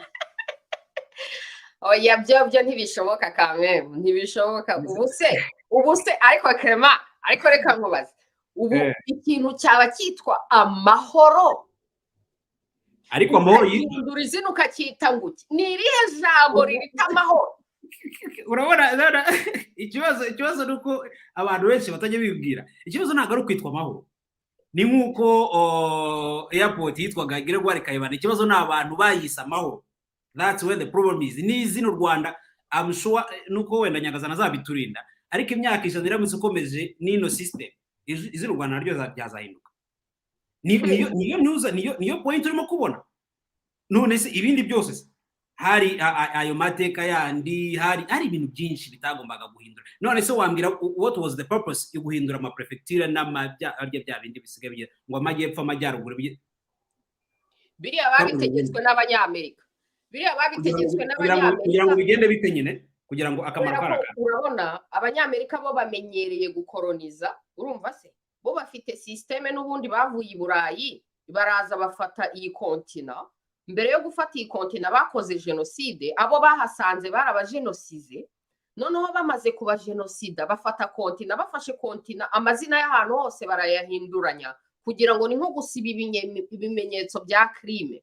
Noneho rero mu Rwanda iwacu abanyamerika nibo bari inyuma y'inkotanyi. Abanyamerika n'abongereza nibo bafashije inkotanyi gukoresha imbunda, gukoresha ingufu kugira ngo bagere kuri ubwo buyobozi, ariko wumva babari inyuma. Rero abakolonizateri muri mentalite yabo y'abakolonizateri bafashe, kandi nabo bafashe u Rwanda baciye muri genocide neza neza nk'uko bafashe Canada na Amerika baciye muri genocide. Nyuma rero y'uko bakoreye genocide abanyarwanda, baba bitwa abatutsi, baba bitwa abahutu, baba bitwa abatwa, uko bitwa bose, mumenye ko ku banyamerika no ku bongereza bakoze genocide y'abanyarwanda, baraze, ils ont rasé la population rwandaise. Noneho nyuma yo kuraza la population rwandaise bagakora nk'ibyo bakoze muri Amerika na Canada, bagahindagura amazina na direction n'iki byose bagasibanganya, kugira ngo no mu mateka n'uzajya uvuga ngo ngiye twabaga hehe, ngo hanyuma iwacu baratwica, aho hantu uvuge abantu bahabure. Iyo point ndayumva, ariko ntago ndimo numva icyo umunyamerika yakuramo. Wavuga ati ahubwo system yaragiye yigira kuri kuba masters bayo, ibyo bimbwiye nabyumva, ariko ntago numva ukuntu umusore uryamye DC cyangwa urimo uririra ibigori Atlanta yajya kuvuga ngo muhindure imihanda ngo yitwe ngo K Street ngo 935, ubwo se yaba arimo kubikuramo iki? Yaba ari interest yaba afitemo niyi? Oya, bamaze kubaza abanyamerika n'ababongereza, abakolonizateri bo bareba ku myaka 100, imyaka 200. Urumva se ni abantu bapanga imyaka 100, imyaka 200, nk'uko bafite reserve za petroli zishobora, urabona n'izi ntambara bahoramo za petroli. Amerika ifite reserve ya petroli niyo abarabu n'abandi bantu bose baproduce petroli ku isi bataproducinga même une goutte de pétrole. Amerika ifite petroli yabitse mu kabata ahantu ishobora kuyimarisha imyaka 100 cyangwa 200. Urumva uwo mupango rero? Abantu batekereza gutyo, abantu batekereza gutyo natwe baba badukarikiye. Noneho rero abanyarwanda kuko batareba kure, bareba amazuru yabo gusa. Bareba amazuru yabo, ntabwo barenza bizuru. Ku izuru ari rurerure ntawe ibitekerezo byabo biba bigaragarira. Abafite amazuru magufi bagatekereza aho ngaho, abafite amazuru maremare naho ni hahandi aho izuru ryawe rigera niyo ryaba ari rirerire bigera hano, si kure na kwambiye. Urumva se? Abanyarwanda rero barimo bakoreshwa na bampatse ibihugu, bo bagakurikira izo nonsense. Noneho bari no muri za tribalism zabo barwanya, ariko ntibabona the bigger issue behind. Ariko umunyamerika wabakoresheje ari nawe uzabahindura ejo bundi, kuko babahinduranye nyine. We afite icyo yabipangiye, kandi yapangiye u Rwanda ku myaka 100 no ku myaka 200, you know. Niyo mpamvu rero bahinduye amazina na east west n'iki byose. Ntabwo nyongera aho ngaho, mbona ari ukugira mu gifaransa niyo bavuga ngo c'est un peu tiré par les cheveux, kuko iyo ntuza, iyo explanation irumvikana, iyo explication irumvikana. Uramutse koko ubisobanura umuntu avuga ati okay, bari abantu niko babigenje, ida muri Canada, ida muri bafata USA, ijya kuba USA, niko byagenze, birumvikana. Ariko ni bya bindi numva ari nka bya bindi umuntu ajya avuga ngo abazungu baraje cyane cyane twebwe i Rwanda, ngo baraje baradukoloniza, ngo noneho ngo batuma ngo amoko, ngo abantu batangira kurwana. Nge mbona ari ibintu byo umuzungu kumushyiraho yakoze ibyaha byinshi, ariko tukamushyiraho n'ibindi atigeze wenda anakora. Kubera ko nibaza ndareba nkavuga ni okay, wenda ni memo yabo, nibyo basanzwe bakora anyway, nk'izo examples maze gutanga. Ariko nkibaza interest umuzungu yaba afite kugira ngo Gitarama yitwa Muhanga n'iki, nta nubwo njye amazina ntabwo ngikurikira, ngo Ruhengeri ibaye Musanze. Nkibaza interest uwo muzungu ashobora kuba afite. Ariko on the other hand, urebye uwo munyarwanda uraho kuba yatekereza akavuga ati wa mugani ntago ahora gahanze, igihe iby'indege bizamenyekana ibyaba byiza umuntu wa wundi warokokera Ruhengeri naza akavuga ngo Ruhengeri, bakamubwira ati Ruhengeri ntayo ni Musanze, bikamuvanga. Ibyo nabyumva, ariko kubishyira umuzungu inyuma ngo niwe wabikoze ngo ikwera interest yari afite, numva bigoranye kubyemera kabisa. Nubwo bwose urimo gutanga ibisobanuro byumvikana, ariko kuri njyewe numva il faut que natwe twemera donc oya ni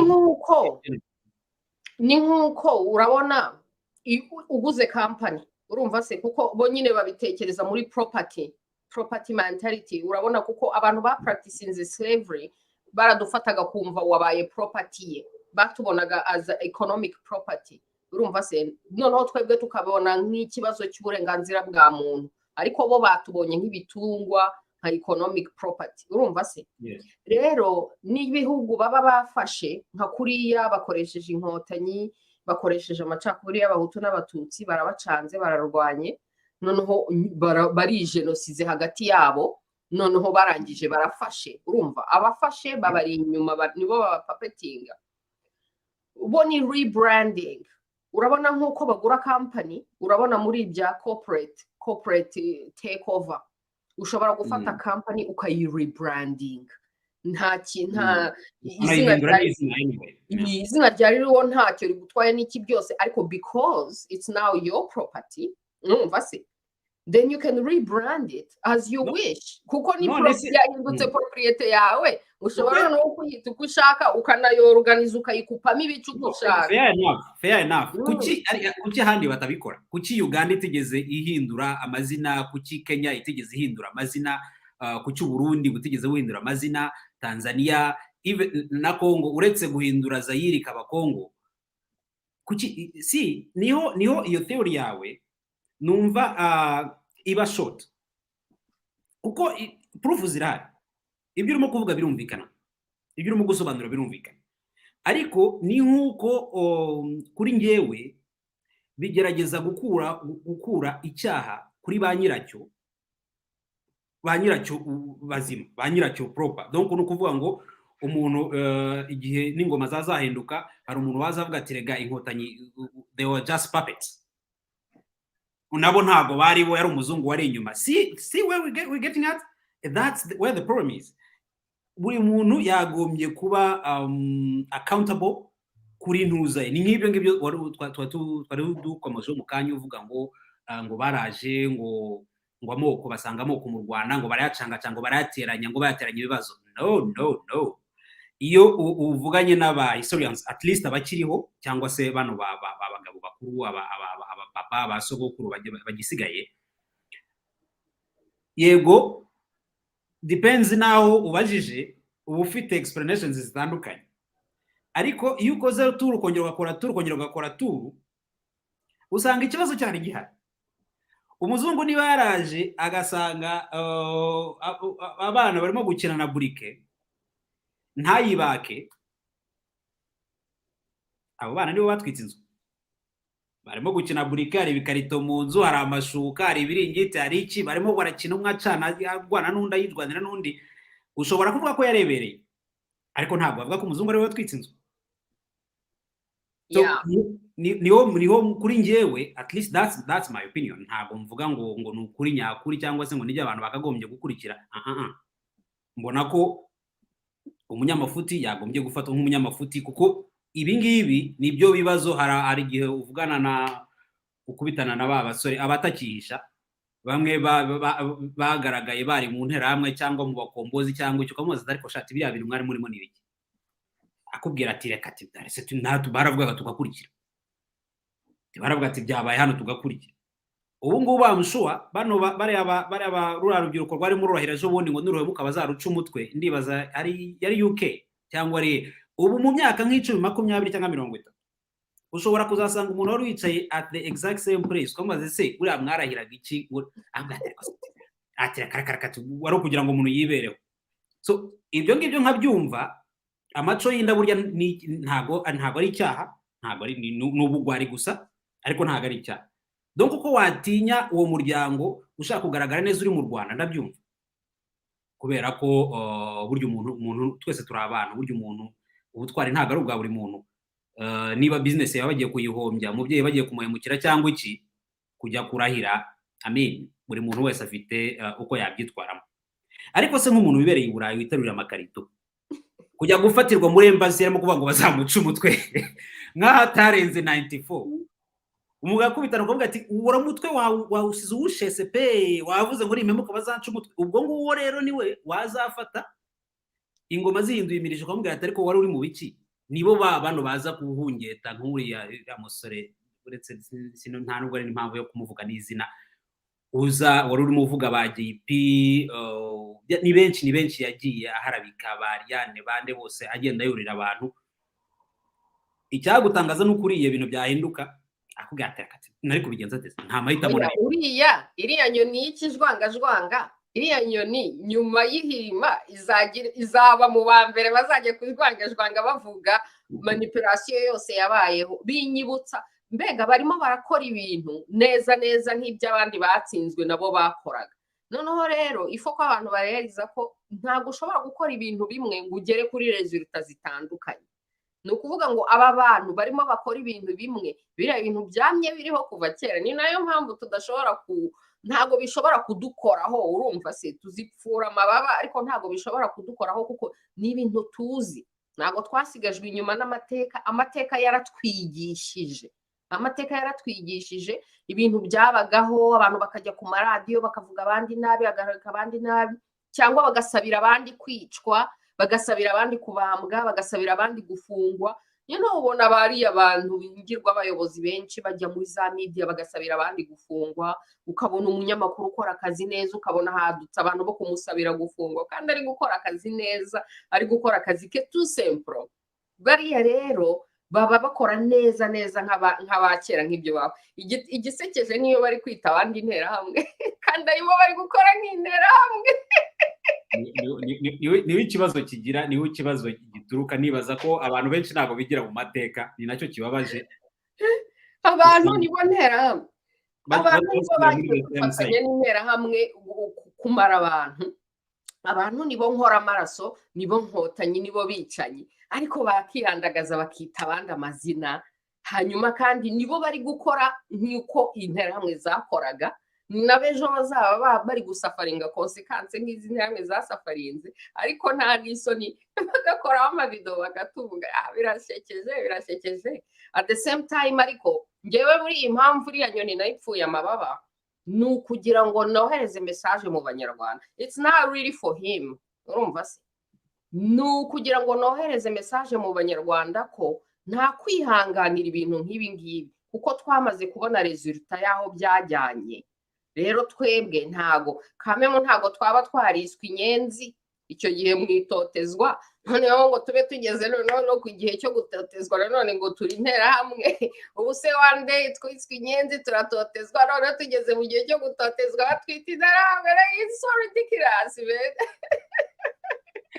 Rero ubu ngubu tugeze mu gihe dufite power yo kubapfura amababa, kuko icyo gihe batwitaga inyenzi n'iki byose nta power na gato twari dufite, kandi turi mu gahugu katagira amategeko, katagira uburenganzira.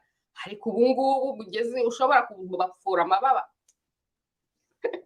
No, ni ukwirwanaho ibyo ngibyo. Iyo wumvishe kuko icyiza nuko unabisobanuye neza, uravuze uti ntago ari we nabikoreye, ufite impamvu wabizikoreye, washaka gusetinga example. Abantu benshi avuga n'abazanavuga anyway, kuko ntabwo ateze kuzahagarara ngo ibye ni bizamenywa n'iminsi.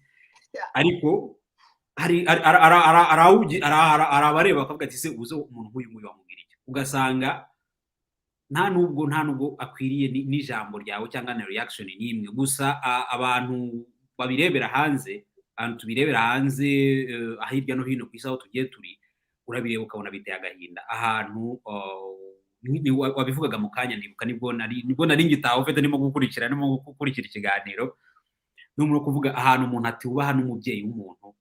Ndibaza ko that's the lowest a human being, it's really the lowest can get. Rero hari aho ureba rero ukavuga ati uyu nguyu ntabwo nakwirwa musubiza. Ariko rero yaguye no kubakinira wowe.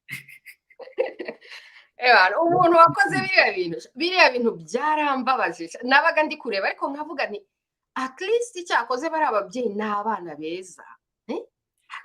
Ntabwo ari ubwana bwiza. Do you think they have a choice? They have no choice. Bambaritse, bamusubije, bamwakiriye neza, and I'm just sitting there, I'm like, baba we ashadumva naramufata. none se umbwira umuntu aramutse aje na nkunda kwibagirwa amazina y'abari abayobozi Imana yanjye na gitifu bakagutunga mikoro we wakora icyo uri mu kirajyo. There you have it. Gusagarira ebana biriya no gukandagira ku muntu guhonyora uburenganzira bwe. Mbega nuguhonyora ku muntu just like that. Mbega nukuvuga ngo abantu ukabona umuntu arimo arakandagira ku muntu arahonyora umuntu abizi kandi abishaka. Noneho uwo muntu ari no muri position mbega agomba gusubisa nta kintu na kimwe yabikoraho, nta hantu yajya kurega, nta muntu yaregera. Yaregera ndetse yarega yamenya anarega iki anagira gute, cyane cyane ko akenshi n'uwo mubyeyi nicyo kiganiro wenda batazanakibona gusa abari hanze. Birababaje ariko no kuvugisha ukuri tugashungera ukabireba, nicyo gituma nawe ashekerwa agakomeza gukora ibintu nk'ibyo ngibyo, abandi tukareba tukimyoza, aho wibereye mu rugo ukimyoza n'undi ahari we akimyoza, tukavuga ati si ibintu bizagenda bikarangirira aho ngaho. Oya njyewe rero nari naravuze ko wa mugani uvuga ngo iki ngo ari umuntu urya akaribwa n'akataribwa, ubwo rero yaravuze ko njyewe niyibeshya akansitaraho nzamwereka umuriro waho ndi kuko rega niyo mpamvu twahunze. Njyewe nahunze mbizi, naje muri Canada kugira ngo byibuze nzabeho mu gihugu cyubahiriza amategeko yanjye. Ntago rero naba narahunze igihugu kitubahiriza amategeko yanjye, ndamutse mpari n'abahari bose amategeko yabo ntago ajya yubahirizwa. Numva se n'ikindi cyandiye cyane kikambabaza cyane nukuntu muri video yankozeho y'ubujwangajwanga gusa yashizemo na cyuma sha. Ariko ibaze bufunga umuntu w'umugabo nka cyuma ukora akazi ke. Erega bazakureho ubunyamakuru bavuga ngo akazi k'ubunyamakuru nikemewe, aho kugira ngo abantu bajye bakora akazi kabo k'ubunyamakuru bagakore neza noneho bagafunga. Ibaze shara muzana muharabika muri video imwe, ndavuga cyuma n'umugabo ntago nakwemera ko mwamusebya mukamusebya muri video imwe. Nanjye sinigeze njya in touch na cyuma, ariko I love what he did, I admire what he did, I support what he did. Ibintu bamukoze ni ibishitani, tugomba kubyamagana. Kuba rero profita bya bindi bavuga ngo umugabo mbwa aseka imbohe, ukabona umuntu uri muri prison wafunzwe na dictatorship, noneho wowe wicaye muri Amerika urimo uramukora video zo kumusonga, noneho ushyizemo n'abandi bantu bari muri Canada nkanjye. Imana igeraho ikavuga abantu nk'abacyuma, even more specially cyuma. Hari igihe ureba ibyo yakoze, ukareba ibitwara yagize, ukabona amagambo arabuze. Sinzi ahantu narindi arimo nganira tugeze kuri cyuma neza birandenga, navuga ni ntago bishoboka. Kandi kuvuga ngo n'umugabo imyaka 30 umwana agifite ubuzima bwose gushoboka imbere, nta muntu yandavuyeho, nta politiki agiyemo, nta umuntu ngo yibye amafaranga nk'aba honorable ngo bagiye kwakira iki, nta ruswa ngo yibyo y'ibitsina bavuga. Araho ngaho arimo arakorera rubanda, atari nawe wikorera. Nta muntu bagiranye ikibazo, ntaki, bakabigenza uko bamugenjeje. Siwe wenyine na Karasira twarimo mu kanya tumwifuriza isabukuru nziza. We see the same thing. Ibyo bintu rero kubivuga ubura n'ikintu wavuga mu by'ukuri. Nabwo ni kureba kuko ku myaka afite ugasanga yari kuba ari njyewe, cyangwa se yari kuba ari undi musore, yari kuba n'undi muntu yari aho ngaho yifitiye ubuzima bwose mbere. Yashobora gutangira ibyo Karasira batangiye bamuhora ngo yavuze ngo ntago yarongora umunyarwandakazi. None eze kurongora umunyarwanda eze bisigara icyaha, nuko usige uhitamo urongora ukabizira.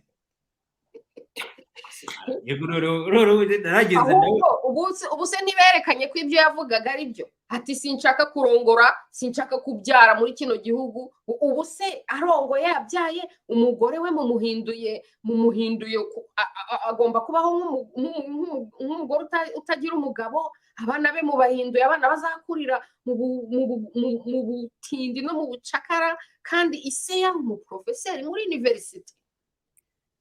sha Louise akamwihora rero kaje Imana arantu reba umuntu utaragiriye umuhwe wa mugani usanze ndimo nubahuka umushiki wanjye tuva indimwe ugasanga ndimo nubahuka umucuti wanjye tumaranye imyaka 30 ubwo se wowe ntazi urumva nakumarira iki none se iyo uri mureba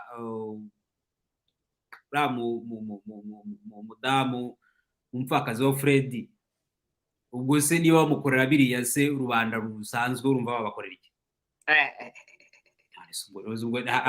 arawugera utagomba no kwibaza ibintu byinshi Abanyarwanda ariko barubaha umwana wa Freddy baramucyuye ku ngufu narutse guprovoka abantu mbigarukaho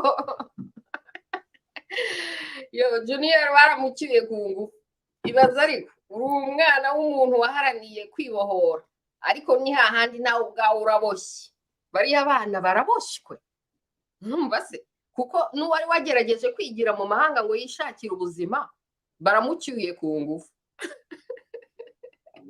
no gutegereza umuntu akazareba azagaragarira kuri to baravuga ngo yaracyuwe ngo ari hano ngo ariko ntago publicly ntawe wari wamubona nagaragarira banyeretse amafoto ari kumwe na mushiki we sinzi niba yarongera ubundi si ikibazo ashatse yanataha ikibazo franchement nta kibazo gihari ntabwo ni umunyarwanda kipurize ni umuturage usanzwe utashyizeho ko papa we afite ibyo yarwaniye n'ubo bwose mu mateka ari discutable ariko nta kibazo kuba ari umunyarwanda konyine birahagije kuba yataha nk'undi munyarwanda wese ushatse gutaha cyangwa se kuba yasohoka mu gihugu nicyo kibazo rero cyo hari umusore twari turimo tuganira mu minsi ishize arimo aravuga ngo niba abantu baje gukora sikizime n'abantu sinzi aba athletes baje b'abanyarwanda ngo bahunze igihugu ngo kirema ngo urumva ngo abantu nk'abo bahagarariye igihugu namwe ariko se guhunga bisigara icyaha kuva ryari none se umuntu aragukubitiye mu gihugu ntabwo umurwanyije uramuhunze ibyo ngibyo byabaye icyaha kuva urabwa ni bazarebe nk'ibintu Castro yakoze ntabwo yakoze ibyiza gusa burya umuntu ni mugari buri muntu wese aba afite isura ye ndavuga Fidel Castro muri Cuba akimara gufata ubutegetsi nyuma yaho hatangiye kuba batangiye ngo revolution ngo n'iki ngo se ibintu bigiye guhinduka n'iki hari abantu batayibonagamo yafunguye umupaka aravuga ati 24 hours kira mutu utiyumva muri no revolution ciao yafunguye imipaka akabwira abantu ati umuntu utiyumva muri Rwanda yeba ureba Kicukiro Gatenga kuzageza hariya no kanoguzamuka za Muhima n'iki nta muntu ngwasiga oya ibyo byarabaye deja reka nkubwire igihe byabereye yarafunguye ze oya ntabwo nabimenye muri 94 inkotanyi zicaha byara Imana abaturage b'abanyarwanda bose barahagurutse bahunga u Rwanda ngewe biriya bintu abanyarwanda bahagurutse mamiliyoni n'amamiliyoni y'abanyarwanda bagahaguruka bakarusohokamo ngewe nabifashe nka vote abanyarwanda barahagurutse bati ntago tuzaba muri uru Rwanda rugiye kuyoborwa n'abantu bafashe igihugu bishe umukuru w'igihugu bisasiye amaraso angana gutya turahagurutse uru Rwanda turaruhunze turarubasigiye noneho kubera ko dashobora kugira igihugu udafite abantu inkotanyi zakoze iki zakurikiranye abanyarwanda bazihunze zijya no kubicira muri Kongo zijya no gushaka kubacyura ku ngufu no ibyo ngibyo wenda ushobora kuvuga ati okay isevura ko yari intambara abantu baricwaga kandi ntago bari batangiye kwica muri 94 baje guhera muri 90 batemagura abantu kugeza 94 barakomeza sesa niyo mpamvu 94 babahunze kuko bari bamaze iminsi babazi go guhera muri 90 bari kwica niba abantu bahereye muri 90 bari kwica ibaze no nyuma yo kwica umukuru w'igihugu no ngiye ibyo ndabyumva ko abantu bahunga rukubera intambara ibyo navugaga iyo yari specific ibyo Fidel Castro yakoze akimara gufata intambara yarangije gufata ubutegetsi yaravuze ati plan dufite ni yingiye ABCD gukomeza umuntu utayumvamo afite 24 hours imipaka irarangaye nta muntu usaba ibyangombwa nta rangamuntu usaba nta passport nta so kugenda donc nibyo mvugira niba umuntu arimo kureba avuga ati ngo batangiye ngo cyaha cyitwa ngo iki basigaye barega abantu ngo kugumura abaturage, kwangisha abaturage rubanda cyangwa rubanda abaturage, something like that. Yeah. So niba bigezaho aho Louise uyicariye muri Canada avuga ngo arimo kwangisha abaturage, wafunguye abaturage bagasanga Louise. Fungura, nta muntu ukunda kuba n'abanzi be, fungura imipaka ubabwire ati ciao. Umuntu utiyumva mu Rwanda rwaba vide. Oya nibyo mvuga nyine, u Rwanda rwaba vide kuko muri 94 baragerageje u Rwanda ruba vide bajya kubakira ku ngufu. Urumva se ubu babikoze u Rwanda rwaba vide. None se n'ubundi barimo kubakuramo, bari barafunze umupaka hagati y'u Rwanda na Uganda, noneho bagafungura. Ntabwo abonye igihe bafungura uko byagenze. No, njye navuga ko n'ubundi arimo arabimura. None se fata abantu bo muri Banyahe, uraje karitsiye yose uzanye tingatinga irakubuye. Ubwo aho niho turimo kuvuga gusa, utavuze n'andi makaritsiye. Abaturage urafashe uvanye mu miji ngujyanye mu biturage. Ejo bundi hari akavideo nabonye, ntago nibuka exactly hariho baranduye imyaka ngo hano hantu ngo hagomba guterwa indabo. Izo ndabo noneho nge ndibaza bari kuki, ariko kuki umuntu adashira mu gaciro?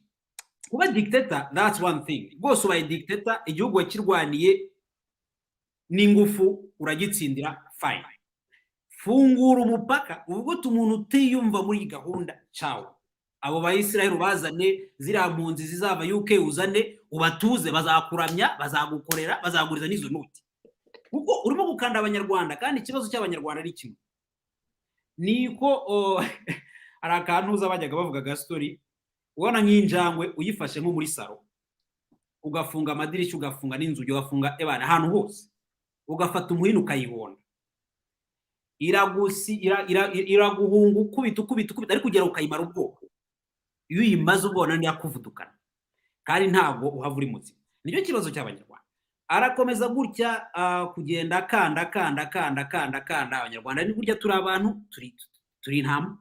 Niyo mpamvu mvuga ngo ngiye sindi umunyarwanda, kuko ubwo bwitonzi bw'abanyarwanda ntabyo ndimo. No kuri ahantu ufite choice, ariko iyo uri hariya there is no other choice, uri intama. Kuko none se iyo Karasira yivugiye nta muntu yanduranyije, urebe ukuntu bigenze. Kandi ntabwo ari Karasira, urebe kuri ba Mushayidi, urebe ba Karasira, urebe mama Idamange, urebe hari ikintu yavuze. Hari umuntu yanduranyije hose? Hari? No. Iyo umuntu avuze ubona hawe bimugeza. Donc kuba intama ni ukugeraho, kandi ntuzigere wibeshya ko abanyarwanda ari injiji cyangwa se ko nta kintu babona. Byose barabibona. Ariko ni ya madarapo na egiserensi wabo iyo agiye muri province, ujya kubona ukabona umukecuru yimereye gutya na bya darapo yafunze amaso. Umukecuru ntabwo azi ibyarimo. Arabizi ko wagitifu niba ari na nyumba kumena bari whatever it is, arabizi ko abayatagitswe kuza. Abo bana be bamureba nabo bagenda bakura bagira gutyo. None se ubwo umuriro uramutse ubuze muri kiriya gihugu urumva habiki? Kugura imbunda, umusore mambwira ngo Republican Guard ngo ugeze ku basirikare hafi 30,000, namwe naho babijana. None se Kadafi yarafite bake? Abandi bose bagiye bago bari bafite bake. So agomba kwitonda gusa, nawe abimenye ko izo Panama Papers, izo miliyoni n'iki byose ashobora kuzabijya kugera kuri 70. Ariko amushuwa ko rurarugwiro ira piscine abantu bazaroreramo ibikeri n'arigatoro ni abanya muri Sri Lanka umunsi birukanye abantu bagatega ingoma presidential palace. Oya, nta muntu ushobora kwangisha abantu ubuyobozi, ntibishoboka. Kugira ngo abantu banga ubuyobozi nuko ubwo buyobozi buba bubagirira nabi, bubahemukira. Kuko Krema nta muntu ushobora kuza ngo ambwire ngo Krema ibi nibi. Krema nta kintu kibi yankoze ntamemukiye, namwangane. Ariko Krema asanzwe amemukira, asanzwe angirira nabi, asanzwe anyiba, asanzwe yaranyiciye ibi nibi. Noneho ukagira icyo umuvugaho, ntemeranya nawe. Ubwo simba no, ntibishoboka. Ni ibikorwa by'abantu, ibikorwa byabo bibi ni by'abantu banga, kandi ntago dushinzwe gukunda abantu bakora ikibi. Satani tugomba kuyanga nta nubwo rega Yoza ariko umuntu ukurega ngo wanga satani nkaho wari uri supposed kuyikura. sino kuyanga nuko abantu bageraho bakavanga ibintu. None se koko mu mategeko ninde wavuze ngo ugomba gukunda ubuyobozi? Ibyanditse ubwo wakuzana constitution wavuga ngo unyereka ugomba gukunda ubuyobozi. Ugomba kubaha ubuyobozi. Ariko n'ahantu ugomba gukunda ubuyobozi ariko u Rwanda rubanza rutaba kwisi. Hari undi mubumbe rubaho. Ni hehe mu itegeko kwisi ya mu reba Louise ko wagenze ibihugu byinshi. Amahanga yazi za Buraya na za dictatorship zindi urazizi. Ni hehe wambwira ko muri constitution y'igihugu handitse ngo ugomba gukunda ubuyobozi? Ugomba gukunda abayobozi byanditse. Ni ibindi. Musori ni hano ati ntabwo Kagame yasaba abantu guhunga kuko aramutse abikoze yakwisanga wenyine nta muntu wawe usigaramo fin de l'histoire. Musabi ati n'ubwa mbere mu mateka y'isi igihugu cyose gihunga. Louise bivuze neza iriya message ikomeye ku mahanga no kuri FPR. Twari i Kigali twibona twenyine ikimwara ari cyose. Igihugu cyubatse ku baturage. Abaturage baraguhunze. That's a statement. Iyo ni statement. Noneho urarakaye aho kugira ngo unabakonvenke wubake igihugu cyiza. Kuko bashoboraga kubaka u Rwanda rwiza. Noneho Abanyarwanda rega tuba dufite bene wacu mu Rwanda. Ntabwo ukeneye gukora kampanye ya Visit Rwanda kugira ngo umenye ko mu Rwanda ari heza njya kuhasura. Bene wacu bari mu Rwanda bazabitwibwirira ko ari heza. U Rwanda ari heza hameze neza. N'abari mu mahanga babyumva bakijyana. Deja kurinda ukora kampanye muze Visit Rwanda gucyura abantu ku ngufu come and see. Akeza karigura. Baca umugani mu Kinyarwanda ngo akeza karigura. Iyo muza kuba muri beza mufite igihugu cyiza kigendera ku mategeko gifata abaturage neza, ako keza kari kwigura. Ntabwo mwari kuba mukeneye gutanga amadolari n'amamiliyoni Burayi na hehe hose ngo mucuruze ako keza. Ese niba ari keza kuki mugatangaho amamiliyoni mushaka kugacuruza? Ako keza nikigura. Ako keza bagaforsa ku muntu. Ni gute ibintu byawe ari byiza bakabiguforsa? Noneho nanjye uvuze ni ibyiza byanyu ndabibahariye, ngewe sinzaza, nta visit, nta faranga ryanjye mubonye, bakakurakarira. Ngo Louise yavuze ngo ntazaza, ngo boycott Visit Rwanda, ngo iki n'iki, bagakurakarira. Ni ngewe kibazo. Ni ikibazo gikomeye cyane. Ikibazo gikomeye. Unyibukije umusore yatashye nawe agiye i Kigali ageze kuri aeroport, umugore amubaza ngo none se ngo kumbona afite passport, yari afite passport y'indage, ngo ufite passport y'indage, ati niho ntuye. None se ngo kuki nta Nyarwanda ugira? Ati ntayo nasabye. Ngo kubera iki se? Aramwihorera. None se ngo heruka mu Rwanda ryari? Ati hari hashize imyaka 20. Imyaka 20 yose ngo se kuki utaza? None ubwo yaragiye kuvuga ubundi bari bazanye yarambura inyuma mu ry'urwara ngo twabivuganye arimo ambwira ati nanjye kumubara ko se wa mugore we uranshaka iki? Hari umuntu wakuntumye? Nihe handitse ibihugu biri ku isi hose kuki ngomba kuza mu Rwanda? Ikindi iyo passport yo mu Rwanda ninyishaka nzajya kuyisaba. Kuki ugomba kuyimpatira hano? Uri kuri aeroport kamwe icyo ukeneye nuko nguhereza passport ugaceke ukareba niba ari nzima ukayinsubiza. Nusanga atari nzima uranjyana aho amategeko agomba kugira. Donc naho ngaho bihera. Urumva n'utuntu duto nawe uriyicariye uravuze tu Rwanda ntarwo nshaka. Ni droit zawe pe isi riho ubukire. Ngo aha ngo Louise ngo ntagataye. None ze ubwo ikibazo cyabo niki? Ubwo bagashaka kunyura ku uzagushyira mu ndege nka Rusesa bagena nawe ngo bagucyure. Bashaka kunyura ku birirwa bagendikira ngo ubonye ibya Rusesa bugiye nkavuga se donc mvuze ko mu Rwanda ari fake, ko mufata abantu nabi, ko ngewe ntazahaza. Noneho kugira ngo mumprove ko mu Rwanda ari heza muzanki munjyane ku ngufu kuba mu Rwanda. Yo, my Ugandan boyfriend. Ndamukobera cyane muvandimwe. Oh my goodness. Yo, sha ibintu by'Ubugande ni nk'iby'u Rwanda. Ariko nyine ibi birarutanwa. Merutse kubona wa mu activist Kankweza urukira Bashayija baremereye famiye ye kumusanga muri Europe. umuactivist w'umuganda wahunze Museveni arapostinga cyane kuri social media rukira abashayija yes, yamagana Muhoza, afitanye beef na Muhoza ariko n'umuactivist en general. Rero bari baramufashe baramutortura arabacika ajya i Burayi. Ejo bundi mperutse kubona yifotongeje na famiye ye barayiretse iragenda. Nuko ndavuga nti sha Museveni nubwo bavuga ngo ni umunyarwanda n'abari abantu bayobora i Bugande ngo ni abanyarwanda, ariko sinzi niba ari as savage as original Rwandans. Savagery ibaho ariko igira limite, nibyo mu Kinyarwanda hari levels za savagery. Level ya Museveni no wenda Abagande nibo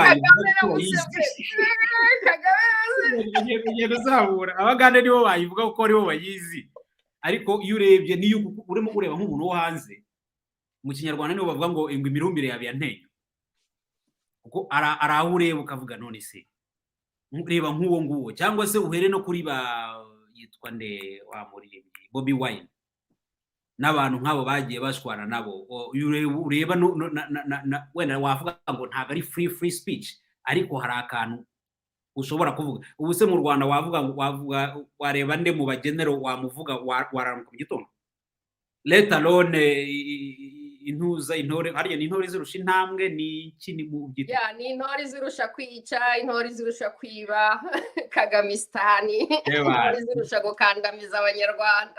Nonko ni ibyo ngibyo rero none nicyo kibazo urareba navuga wa mugani uko icyo kintu uvuze uzamuye point nziza ko nubundi ibyinshi babyigiye kwa Museveni bakaba barigishijwe n'abari abantu basigerega ni bakeya, ubwo ni ba Salim Saleh ni ba Museveni, ubwo ndimo ndavuga bari hejuru na wa wundi witabye Imana ejo bundi Abagande bagakora fiesta nyine bakoze fiesta hatari abana ba Kagame. Wabonye abana batumwina ukuntu baje gusaba imbabazi? No, nuko Abagande n'abantu bagira umutima mwiza. Umunyarwanda we I don't think ko nago yaba that merciful. Urebye Abanyarwanda zero mercy, zero ubuntu. Reba nk'uwo ngo byarantangaje, urabona ni umuactivist yirirwa tukamuhoza, yirirwa tukamuseveni, yarabacitse yarabahunze famiye ye. Iyo baza kuba ari abanyarwanda bafite famiye ye ntibashobora kurekura famiye yawe, famiye yose baramusanga kandi ari cyo bagufatisha, ubwo ze barekura famiye kumva bakigukuye he. Kuko reba nk'ibi tuvuga uba ufite na famiye yawe i Rwanda bakohereza inyoni z'ibijwangajwanga gusagarira ababyeyi bawe. ngo baba bashaka kuguha message nyine kugira ngo bakumvishe ko igihe icyo ari cyo cyose bashobora ababyeyi bawe turabafite hano. Ni bande ni ba James ni ba Kayonga Charles bavuga ngo ni kufagiria cyangwa ba Roza Kabuye. Ni ibyo ngibyo baba bashaka kumvisha nyine ko umweyo barawufite hano, ababyeyi bawe bari hano, ko igihe icyo ari cyo cyose bawucisha. Ariko baribeshya cyane kuko amaraso barayamennye imyaka irenze 30 kandi baracyana yamena, wenda bazanakomeza. Ariko umunsi n'umwe ikibabaje juste ni nacyo gitera agahinda, nuko abantu babigwamo nabazabakurikira, kuko bano urebye bari abasaza nibyo umuntu ajya avuga, batangiye gusaza, bari muri 60 nakuzamuka, urumva gutangiye kwigira hejuru gato. Ariko abazabyishyura nabari munsi, nkuko wari ubivuze. Reba uremwibuka umukobwa wa Tumwine afashe mikoro nuza mu kiri ibyo yararimo avuga, cameraman yaraturunye ku ruhande, ukajya ureba abantu barebye bifashe gutya, ariko umukobwa ntacyo bamutwaye. Ngaho ndebera rero ari umwe mu bakobwa b'abagenero cyangwa ari umuryango wa Giti mu jisho haya ku ruhande, let alone wenda n'abaturage basanzwe. Ubu se ubwo bene wabo bari abagenero yateraga inshi, abandi yaryamishaga hanze, abandi babuze, bafunzwe, bagize gute, batabashe no kujya gushyingura babo, ubwo se babagenza gute? Nuko kutareba kure biteye agahinda. Ntago bareba kure na gato, nibyo mvuga ngo basigajwe inyuma n'amateka, basigajwe inyuma n'ubugome n'ubugoryi ebana. Donc umusaruro bazakuramo rizaba ari irindi somo rikomeye cyane mu Banyarwanda, kuko ni Imana bari guhemukira. rero mbonereho umwanya wo kwibutsa abantu dusigaje iminota 5 ndabona amasaha biragiye kugera ko next Friday ubu rero bazavuga ngo ngiye kwangisha ubutegetsi. Oya kiraguhamya ahubwo wowe kiraguhamya Nikos Michaela wrong dore igitabo narababwiye ngo mugisome nagifite hano reka nongere nyibereke rwose. My people dore ngaho nimureba aya mapaje yose ni nka Bibiliya kabisa. Yakoze research umuzungukazi kandi igisekeje cyane uzise n'ikindi gisekeje cyane muri iki gitabo ibyo yanditse byose yabibwiwe n'inkotanyi muri Uganda mbega ni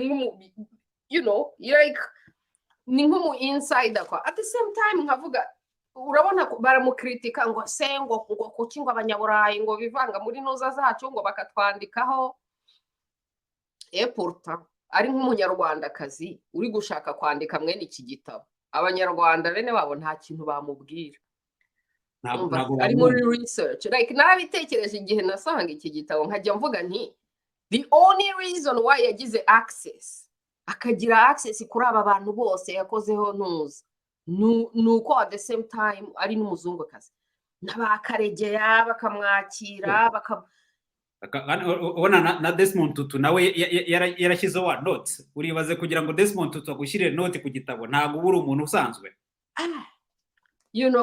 noneho yamara kugitanga ngo kuki umuzungukazi kandi ari we mwahaye niwe bahaye audience bajya kwiga noneho barangiza bamwarwa bagatangira ngo uyu nguyu ngo yari girlfriend wakanaka none se kuba girlfriend ariko nge ikibazo nicyo ntumva kuki utataka umuntu kuri content ukataka umuntu ku bintu bidahuye uramutse uvuze ati hano yarabeshye uyu murongo uyu n'uyu birimo ni ikinyoma fine ariko se kuki kuba girlfriend w'umuntu muntu bimubuza ko byanditse ari ukuri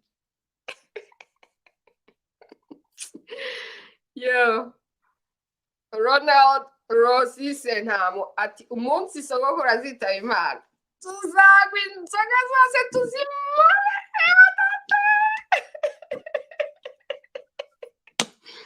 ariko I don't think kwari yo ntuza end of the road kuri njyewe ntago navuga ko byambabaza ariko ikibazo cyo mu Rwanda ngiye mbona ari system umuntu umwe yes kubera ko niwe wabaye hejuru the top of the system ariko igihe system yose itari yahinduka naho yaba ari umugiye ubwo ngiye nzaba nkirimo kunywa fanta ntegereje cyangwa nzafata akabyeri kamwe mbareke mu nywa amashampanye nuzo system nimara guhinduka aho ngaho rwose nanjye nabyemeye aho muzamuri nzazana amakaziye cyangwa nzanabwira Bralirwa turivure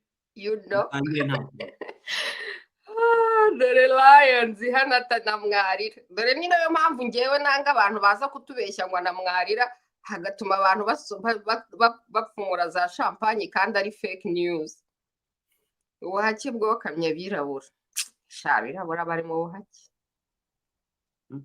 nagahinda gusa intore zirusha kwiba Kigali kongera kuvuga intore byahinduye inyito Mutabaza tipike abandi bati Patrick Karegeya none yarabisibye Cheka barajya abanyarwanda iyo batajya kubaho Nyagasani ari kubiremera wenyine n'abantu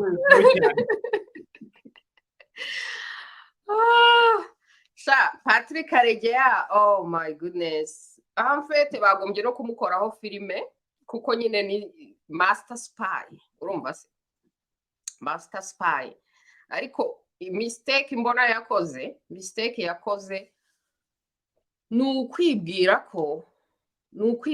ko ashobora kuva muri system dono rero akayisurviving urumva se kuko birazwi ko muri mafia nta muntu uva muri mafia iyo ugiye muri mafia biba ari for life hopanti ntabwo ubaho uretse ko kuri njyewe it's a little bit different than that. Ereri ntabwo mbona rimwe gusa, ereri zari nyinshi in the first place, guhera 90 kuzamura kugira gute niba mastermind, ntabwo ari umuntu usanzwe, ntabwo ari umuntu wari hasi, so be it. Abamukunda bafite ibyo bamukundira, abatamwemera bafite ibyo bamwemera. Niyo mvuga ni amateka y'Abanyarwanda harimo ntuza cyane, harimo amabara menshi. Nta santima ngira muri ibi bintu. Nta santima. No, buri muntu agomba kugira, hari abatazigira, hari abazifite, so I think ko tugomba kugerageza gufata ibintu byose en compte. Buri muntu akavuga ibyo yumva uko abizi cyangwa se uko abyumva, n'amarangamutima ye. Hari spectrum of colors, ntabwo ari black and white, hari yellow, hari pink, hari iki byose, and then abantu bakavanza. Uwo barakababara, wishima akishima, abantu bagakomeza, as long as ibyo bintu tubyigiye ku mateka, noneho tukavuga tuti noneho amateka twayabonye n'ibyo bitabo twagiye tubisoma, si nibyo gusa. Nawe Louise, bari ibindi byinshi wagiye utubwira, wagiye utugira n'ibitabo n'iki byo, tukegera kuri ibyo ahubwo tuvuga ati dukore never again, really never again, ureke ya mafuti birirwa batubwira hariya ku bana. Bariya abantu nta never again bakoze, kuko se abantu bakiri mu nyoni zo kujwangajwanga nta never again bakoze, kuko biriya bintu ni again, biriya bintu byabayeho already. Rero ntago waba waravuze never again ngo ukore kuri. Twebwe twavuze never again, niyo mpamvu dukora gutya. Urumva se twibereye muri education, kuko habuze education. Mu Bugande sogokuru niwe yabaye system exactly ibintu. Donc niyo mpamvu rero mvuga ngo nkunda Kenya. Oh my god, ariko se bracelet yanjye muri Kenya iri hehe? Buri gihe nyibuka iyo mvuze Kenya. Urashaka kuzagenda uri umuki? Abanyarwanda benshi baravuga ngo tusa n'abakikuyu, ubwo nushaka kuba umukamba cyangwa umukarenjine cyangwa umuruwo uzahita. Oya, njyewe nibisanzwe nzagenda ndi imvange y'umukikuyu n'umukarenjine, you know.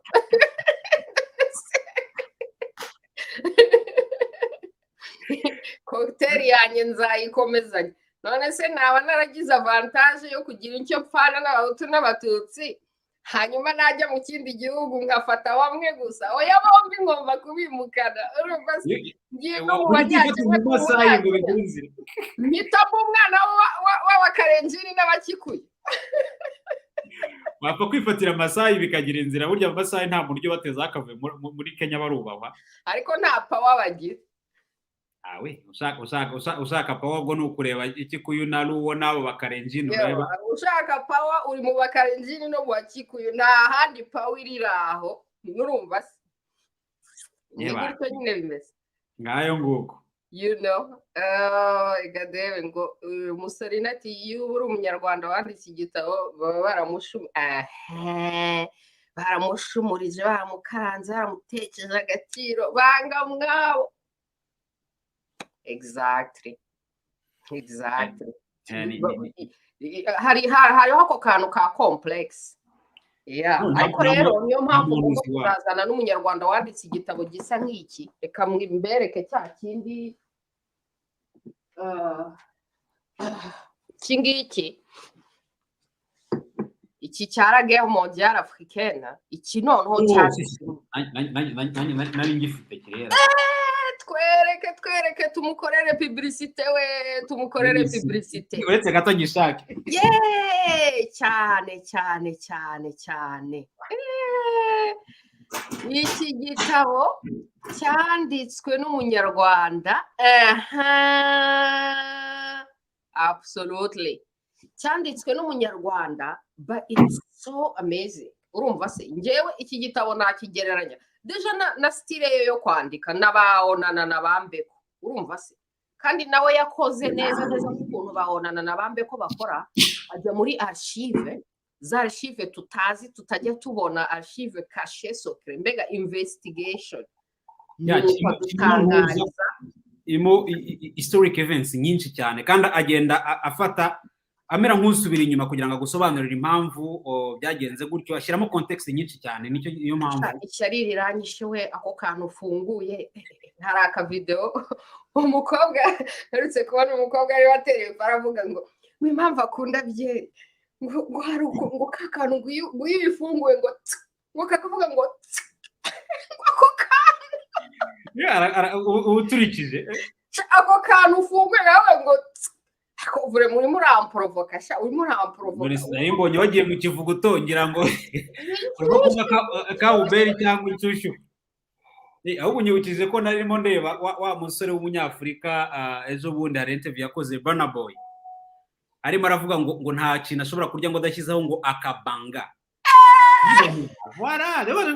Abanyarwanda icyo dukeneye ni amahoro, twakora Afurika twayiyobora. Imagine kugira ngo umuntu wo muri Nigeria avuga ati ikintu cyose ndi, yaravuze ati niyo naba ngiye kurya breakfast mu gitondo amagi nyasukamo akabanga. Agira gute? Urumva mbonereho n'umwanya wo gusaba leta, dore ko ariyo yayo abantu birirwa basaba leta kandi ari izambye. Ariko reka nanjye nyisabire, njye mbona abanyarwanda babikora babishaka kugira ngo ahubwo bayitamaze kurushaho, kugira ngo bamaking sure bavuga ati iki gihugu nta institution kigira, ni Kagame turi kubwira kuko tuzi ko ariho the ultimate institution. Ni nkaho baba barega leta iyo bari gusaba leta. Anyways, reka rero nanjye nisabira ikintu ku byerekeye iby'akabanga uvuze. Merutse kujya mu iduka ndi gushaka akabanga.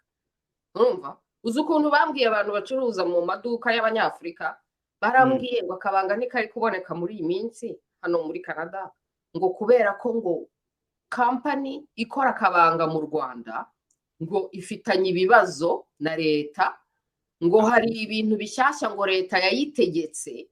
Noneho rero ibyo bintu bishyashya leta yayitegetse birimo birica production, ntago bakibasha gukora akabanga, ntago bari kubasha kohereza akabanga muri Canada.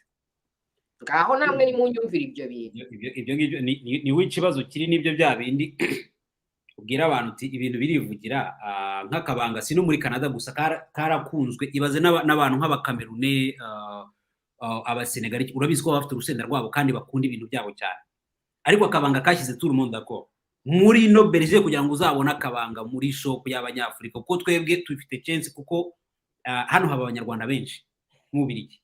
Donc twebwe nta nubwo ari African shop, ujya muri shop y'umunyarwanda ukinjira bya bintu mukomere kanaka, ibintu byacu hano it's very easy. No uragenda ubwetse akabanga avuga ati se ntabwo abenye byabaye. Byagenze bitavuga turugande tubintu bimeze nabi.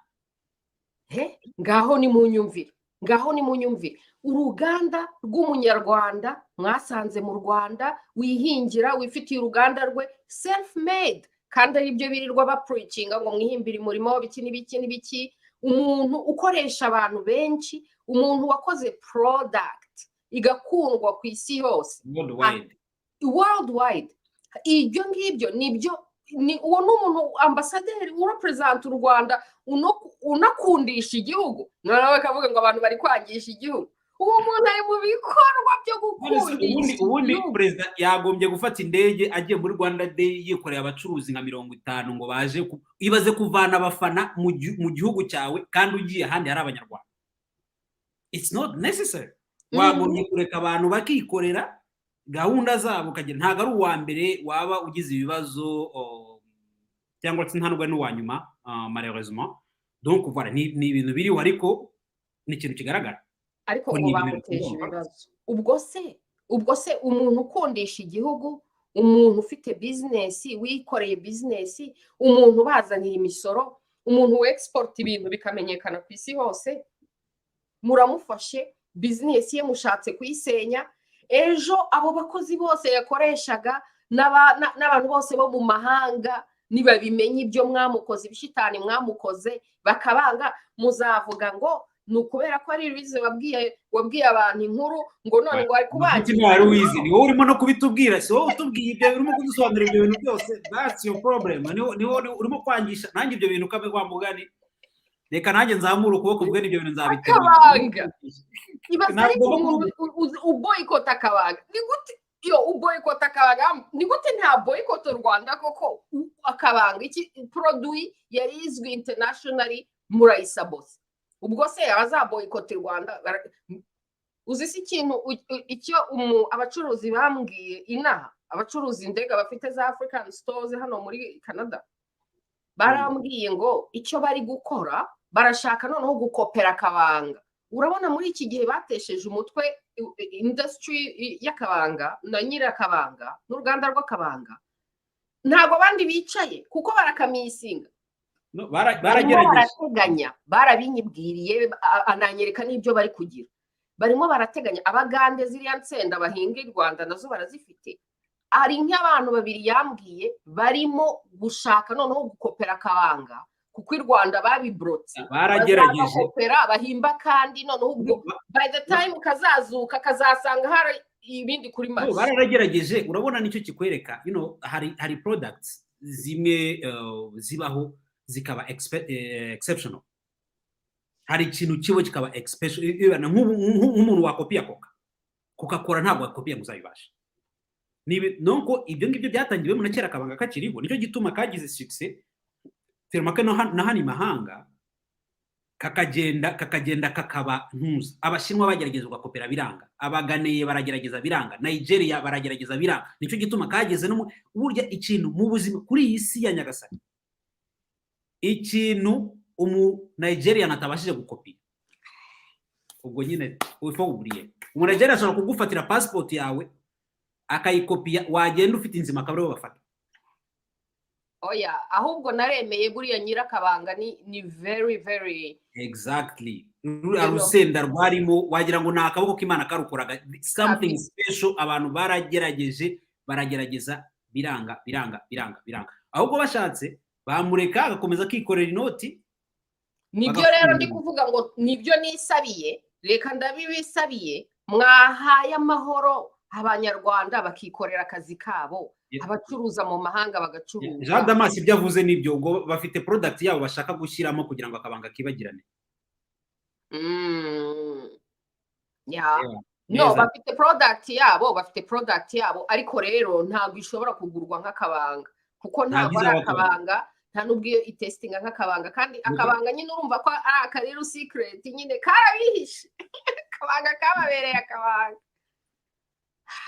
Ariko vraiment ngiye birambabaza cyane, navuze se niba n'umuntu umwe wari successful umugenje gutyo, hanyuma kandi aba investors baba bari kubireba, abashaka gushora amafaranga y'abirwanda baba bari kubareba uko mufata Abanyarwanda, uko musenya business z'Abanyarwanda, uko mwicira business z'Abanyarwanda. Undi nawe uri ahandi arareba akavuga ati aba abantu niba ari gutya bagenza business ziwabo, ngewe amafaranga yanjye nzayajyana hawe.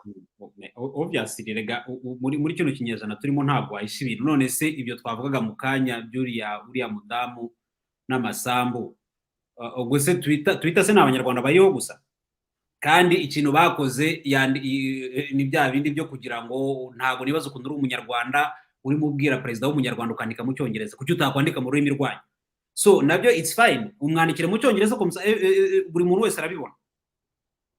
Niho wa mugani wawe investors arareba akavuga ati se aba bantu uribaza ngo ni 15 billion z'Amanyarwanda, ubwo se ni nk'amayera ngahera 10 millions 15 millions.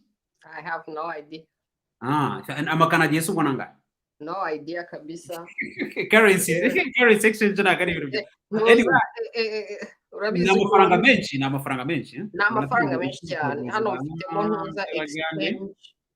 No, ni amafaranga menshi cyane. Musoni uva kutubwira ibyo bintu ukora ibyo ari byo, you have to show us. Yatangiye gukora produit zo mu Rwanda no fake mu Uganda. Yo. That's funny. That's big money over there. No, presque 15 millions y'amaeuro. Yep. It's 15 billion. Ntabwo ari 15 million, ni 15 billion y'Amanyarwanda. Yo, ni presque 20 millions y'Amakanadien. None se ubwo urumva izo noti ibyari kujyana bite?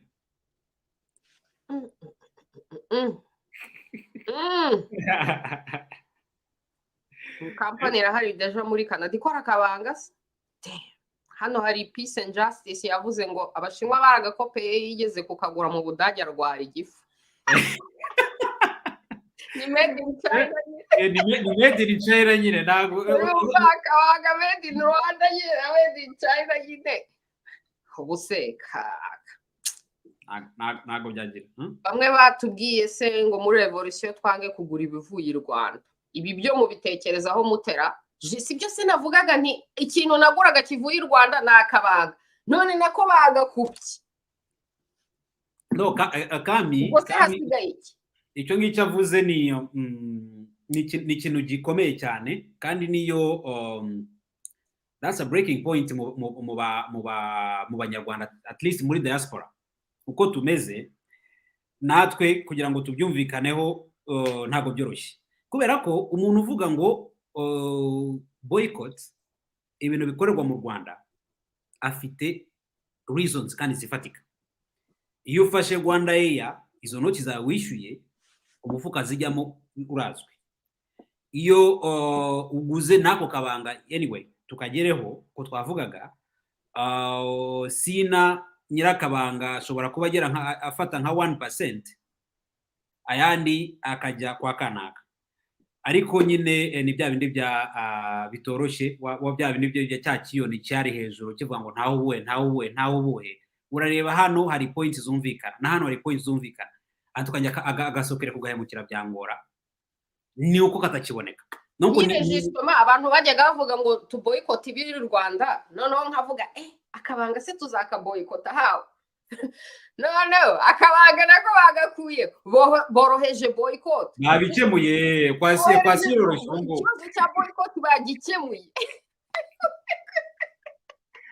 ubwo ibintu bisigaye byoro ariko ni ikibazo gikomeye to be honest nanjye ubwo ngufite hano Louise nakwishimira kumva iyo take on that ku boycott ubyumva gute yes kuboyikota kubera ko izo reasons what's your reasons niba sinzi niba warumvishe cyane nka Claude yarabisobanuye neza cyane kandi narabikunze yatanze very solid points wumva ko twigeze no kubiganiraho ibya boycott twigeze no kubiganiraho na Claude ikintu boycott ni ibintu biri delika ni nka sanctions kubera ko ugomba kureba niba bizatusha abaturage bikabababaza kurushaho kuko abaturage basanzwe babaho muri oppression noneho ukareba niba iyo boycott n'izo sanctions zitazarya abaturage kurushaho urumva se noneho rero at the same time ukareba ugasanga mbega the disadvantage and the advantages urumva se imwe muri disadvantage ni uko bishobora gukora ku baturage bari basanzwe bashonje noneho bakamera nabi kurushaho ariko muri avantage zirimo hari uko muri dictatorship amafaranga yose ajya mu ba criminal dictators noneho igafortifia aba criminal dictators nk'uko wa mugore wo mu Cyongereza twahereho yavuze ikintu gikomeye cyane cya starve the beast avuga n'ikindi kintu gikomeye cya vote with your money urumva se noneho rero biriya by'abanyarwanda ubuyobozi buhora bukorera abantu bo hanze bushaka gushimisha abantu bo hanze buramutse starvinze the beast ikamenya ko nta muntu wo hanze uzabazanira amafaranga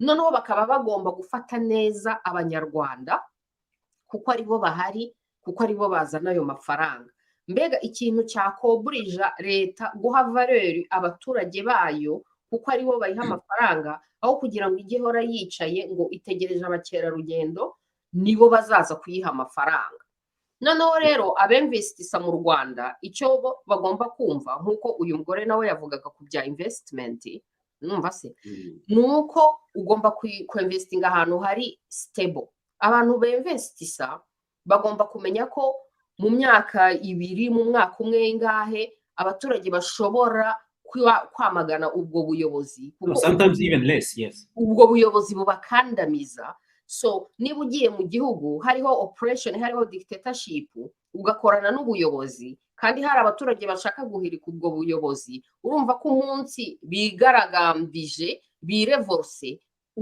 uzahomba urumva se ku bantu rero bareba long term it's advisable better kujya mu bihugu bifite stability ariko za Kenya ariko Louise aho ngaho intuza ziri very understandable your points ariko njye nari ndimo kuvuga in case of kuko ni icyo kiganiro twavuga ndibaza nawe uvuga ngo kiganira na Claude nge nakurikiye n'icyo Claude yakoze.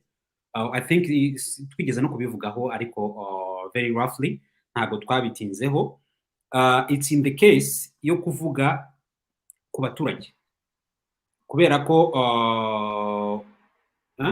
nguki umusore ni ngo okay yeah ni musoni yarama tubwira ko ngo asigaye afite product arimo gukora ngo azazitugezaho tukazimenya. Anyway nari mu kuva kare namwise musori ni kandi ari musoni di ariko ni musoni the second.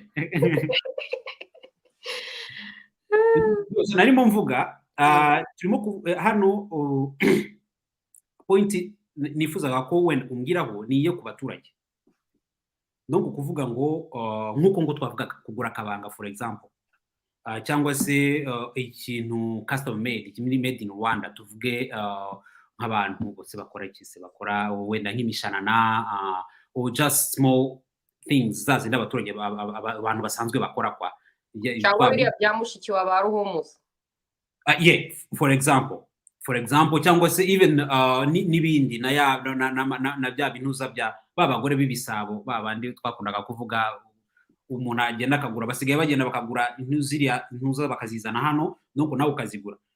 That's the first line.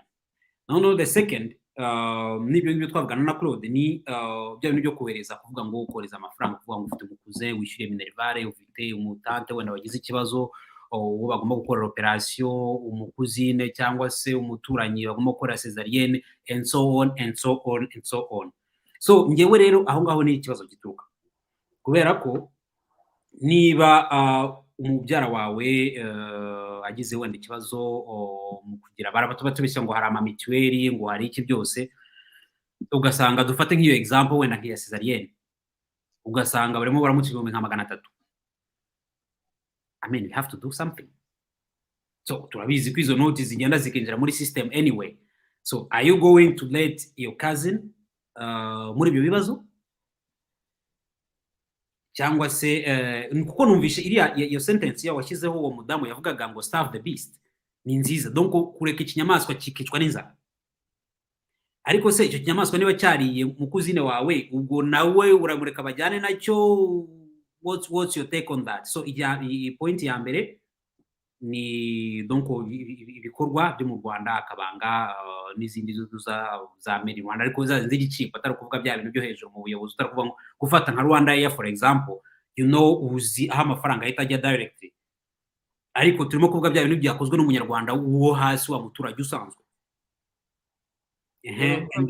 And the second ni umuntu wa famille no kuvuga mubyara wawe wari wese anyway umuturanyi umuntu wo muri famille ugize donc minervare health care note cyangwa se something. So what's your take on that, on those 2 points? Yes, aba bantu bo muri famille rero dufasha ngewe ikinsetsa igitangaje ku banyarwanda urabona no mu mibare iyo berekana imibare diaspora yohereza amafaranga menshi mu Rwanda. Amafaranga diaspora yohereza mu Rwanda aruta n'amafaranga ya community international. Ni ukuvuga ngo diaspora itunze u Rwanda kurusha n'aba foreign investors kurusha na aid money kurusha n'abandi bantu bose. Mbega afete diaspora niyibeshejeho u Rwanda. Urumva ko diaspora iramutse ikupye umuriro n'amazi urumva se mbega tubifashe muri sec nta santima muko zirimo sens littéraire ya ntuza diaspora ikupye umuriro n'amazi abantu bo mu Rwanda bagastavinga bakwirevolta contre ubuyobozi urumva se kubera ko icyo gihe nta aide baba bafite. Mbega ni nka bya bindi bavuga ngo muri rules of power bya bindi bavuga ngo abasirikare b'abaromani bagiye ku rugamba iyo babaga bakupye bridge batwitse ramforo n'iki byose babizi ko bagomba gutsinda cyangwa bagapfa bararwanaga bagatsinda. Mwumva se ariko iyo umuntu yicaye ategereje ngo hazaza ramforo n'iki byose hari n'ingihe no kurwana adashyiramo ingufu kubera ko abategereje iyo help. Urumva se noneho rero hari igihe usanga gufasha abo bantu ari nko kubaha impamvu yo kutanagira icyo bakora ku karengane kabo, ku kababaro kabo, bakomeza bakagatorera kuko uri kubaha iyo serumu ivuye hanze, bagakomeza bakihanganira agasomaho gato bikamuha ingufu zo kongera kuguma muri ubwo buretwa, akaguma muri ubwo buretwa. Noneho rero igitangaje cyane kindi gisekeje cyane no ku banyarwanda ni uko turabafasha, bajya gushima bagashimira Kagame, bagashimira leta, ukabona abantu mu Rwanda ngo turashimira ngo ibiki n'ibiki n'ibiki. Yes, nabo ntabwo ari bose, ariko that's a point, that's a solid point you have there. Bamwe na bamwe abenshi ko aba bantu babeshejweho n'abantu bo hanze bajya gushima bagashimira ubuyobozi, kandi ubuyobozi aribwo bwabambuye muwaye zose kugera aho bajya buduhungeta, ari natwe buduhungeta, kandi ari twe turi suppose yo kuba noneho banicaye banituramiye. Urumva se? Ikindi kandi mbona nuko hari igihe batana appreciate ayo mafaranga, ni nkaho ntago baza aho ava nyine. Noneho n'intori kwica no kwiba ikaza hano hanze igatuka diaspora ikavuga ngo birirwa baterura ibikarito, kandi ayo mafaranga ava mu guterura ibikarito ariyo atunze abanyarwanda. Mwebwe mwirirwa mukandamiza, mwiba, mwica, bagatungwa na diaspora. Numva se? Rero hari igihe njya mbona mbega kubafasha at the same time bitabafasha, ariko hakazamo icyo kibazo cy'uko nyine turi abantu, kandi uba ufite abavandimwe n'iki byose bakeneye izo ntuza, bashobora no kuba bafite abana, abo bana nta kintu na kimwe basobanukiwe. Urumva? So nk'ikintu umuntu yafasha umuntu kugira ngo kizamubohore, kizibohore, ni nka education, kwishyurira abana education. Icyo gihe uba ufashije umubyeyi. Ariko at the same time, Louise, mbabare muciye mu ijambo, iyo education ya yindi ya system yahariye muri system, so the same thing bahora yes, so niho it's tricky, ni paradox. Ni bya bindi bya bavuga ngo twavuga ngo mu Kinyarwanda nibagiwe, ari ntuzo ukuntu twakoreshaga inshoberamahanga, ni inshoberamahanga, ariko ni nka ntuza ndaryibagiwe ngo nindi bukanda ko ari terme twakoreshaga exactly kuri ku kibazo bw'icyo ngicyo. Go ahead. Rero donc ni paradox ikomeye cyane. Niyo mpamvu navugaga nti ku boycott twahera yenda kuri Visit Rwanda, kubera ko kuri Visit Rwanda ni ibintu dushobora gukontorora. Ushobora kudesida kutajya gusura u Rwanda, and then umuntu wese, ubundi ngewe abantu b'abanyamahanga bose duhura, icyambere baragutangarira, nkanjye barantangarira kuko saba nyafurika benshi bari naha bakora nk'ibyo nkora. Donc ngira access ahantu henshi cyane, ahantu hose. Rero ninjiye bose baba bari kwibaza, uriya ninde wabashije kugera hano, uriya ninde wabashije kugera kuri televiziyo, none se ava hehe? Urumva se? Noneho rero iyo mbabwiye ko ndi umunyarwanda, it's like what bafite image y'u Rwanda, bafite uko batekerezaga u Rwanda, noneho bafite ukuntu banyikundira n'ukuntu meze, personality yanjye, noneho ntago bikorespondana n'u Rwanda na gato. Urumva se? Donc ibyo bazi ku Rwanda n'ukuntu banzi nta hantu bihuriye. Noneho rero abo bantu benshi ubundi basanzwe bangisha inama, ese twajya mu Rwanda, ese byagenda gute? Urumva se? So far rero ngewe nababwiraga ko kujya mu Rwanda kuri ba mukerarugendo ni ukwisurira nyine Afurika n'iki byose muri ba mukerarugendo. Ibya politics byacu nta kintu bibarebaho, so mushobora kugenda kuko ibya politike ntacyo bibarebaho n'iki byose. Ikindi kandi mu Rwanda bemera abanyamahanga, muri abanyamahanga, you know, mupfa gusa kutavuga ko muri inshuti zanjye.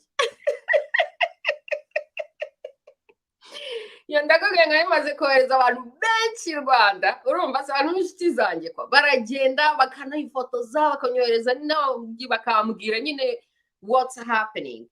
Rero icyo igihe ngiye muri mode ya boycott Visit Rwanda, umuntu wese umbajije ku byerekeranye u Rwanda, ubwo noneho mubwira iki? Ubu a partir de maintenant nzajya mubwira iki? Nzajya mubwira nti iyo ugiye gusura u Rwanda ujyana amadolari yawe, ayo madolari yawe arimo arasupportinga dictatorship, ayo madolari yawe ari gusapotinga dictatorship ari kuyiha imbaraga zo gukomeza gukandagira no gukandamiza abanyarwanda.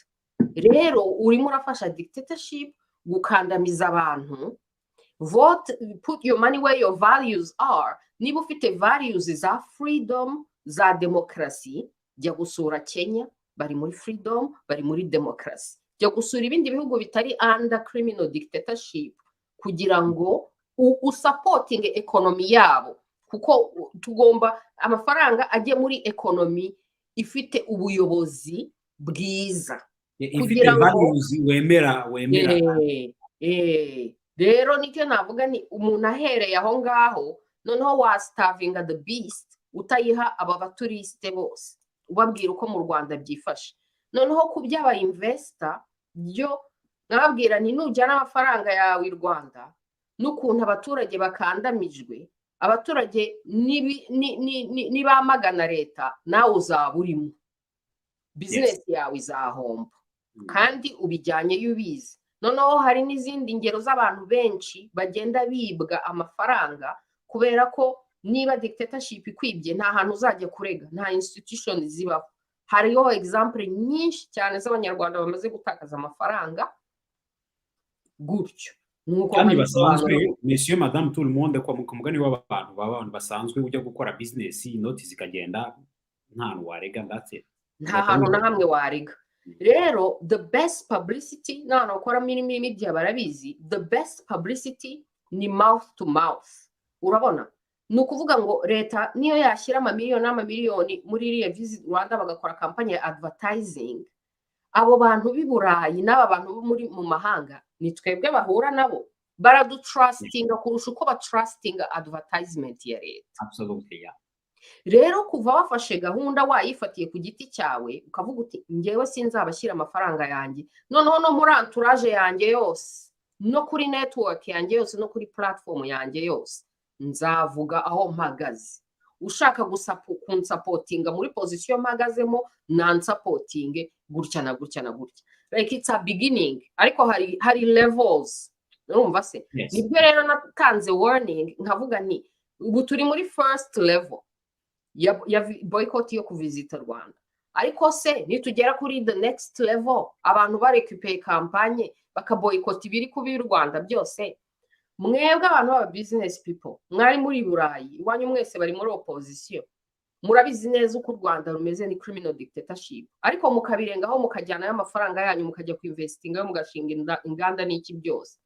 Ejo nimuhomba muzablaminga abakoze kampanye ya boycott, cyangwa mugomba gufata responsibility namwe ubwanyu mukiblaminga, mukibaza impamvu na opportunities zose zihari n'ibihugu byose bihari, mukibaza impamvu mujyana business yanyu muri criminal dictatorship. Yeah, I think iyo ngiyo that's a personal decision. Kuri ngewe ntabwo nakurwa mitindaho. Akenshi wenda hari umuntu ushobora kunyumva akanyumva nabi cyangwa akavuga ati Clement wenda arimo ararengera. Kuri ngewe, if your businessman, businesswoman, ukajya ahantu ugahomba, that's too bad. Ariko that's on you. It's bad. Risk, right? Bad investment. Cyangwa se study of the market study wayikoze nabi, ntabwo wagize gute, that's on you. Nge ntabwo nubwo mbitinda ahubwo nyine pole sana. Nicyo gituma hari umusore wanyandikiye mukanya na publishinza kantuza akablage bya bintu nakubwiraga nyine byaba abadamu bibye amafaranga the 15 billion. So hari umuntu wateyemo blage arimo aravuga ati ariko si ibintu byose mwabigize Kagame ati umugore utabyara asigaye ahamagara Kagame ati mfasha, umugabo utabasha gutera akabarira ati nyabuneka president ntabara, ati what's going on ati news. So we can make fun of that, and nanjye I'm one of them, but I'm not even ashamed. Wagiye uzi risk, wagiye ugize nta muntu, I mean turi muri 2022, ntabwo ushobora kujya gukora investment utigize wiga ukuntu business zikorwa aho ugiye. So niba bayakuriye, that's too bad. Ciao, ubwo nyine pole sana, ni nkubona urira nzikomereza ngewe inzira yanjye, ibyo ngibyo nta kibazo. That's my personal choice. Ushaka kubinza zabinzize fine. Ngewe ikibazo cya kiza ko ntabasha gufata decision kubireba umuturage,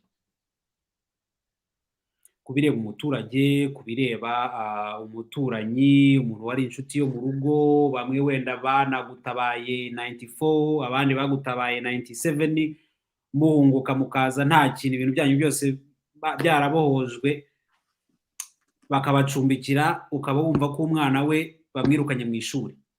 So iyo boycott nge ntabwo mbasha kuyigeraho ngaho, kuvuga ngo kanaka yaradufashije, onkere wawe bamujyanye muri gacaca bavuga ngo biki, haza umugabo arahaguruka aravuga ati baramubeshya against all odds. No kuvuga ngo nawe yarabizi ko bashobora guhita bamushyira amata ahubwo mwarafatanyije, ariko arahaguruka avuga ati ntabwo bashobora kujya gufunga umuntu urengana agiye mpari. Hari habaye so many dramas.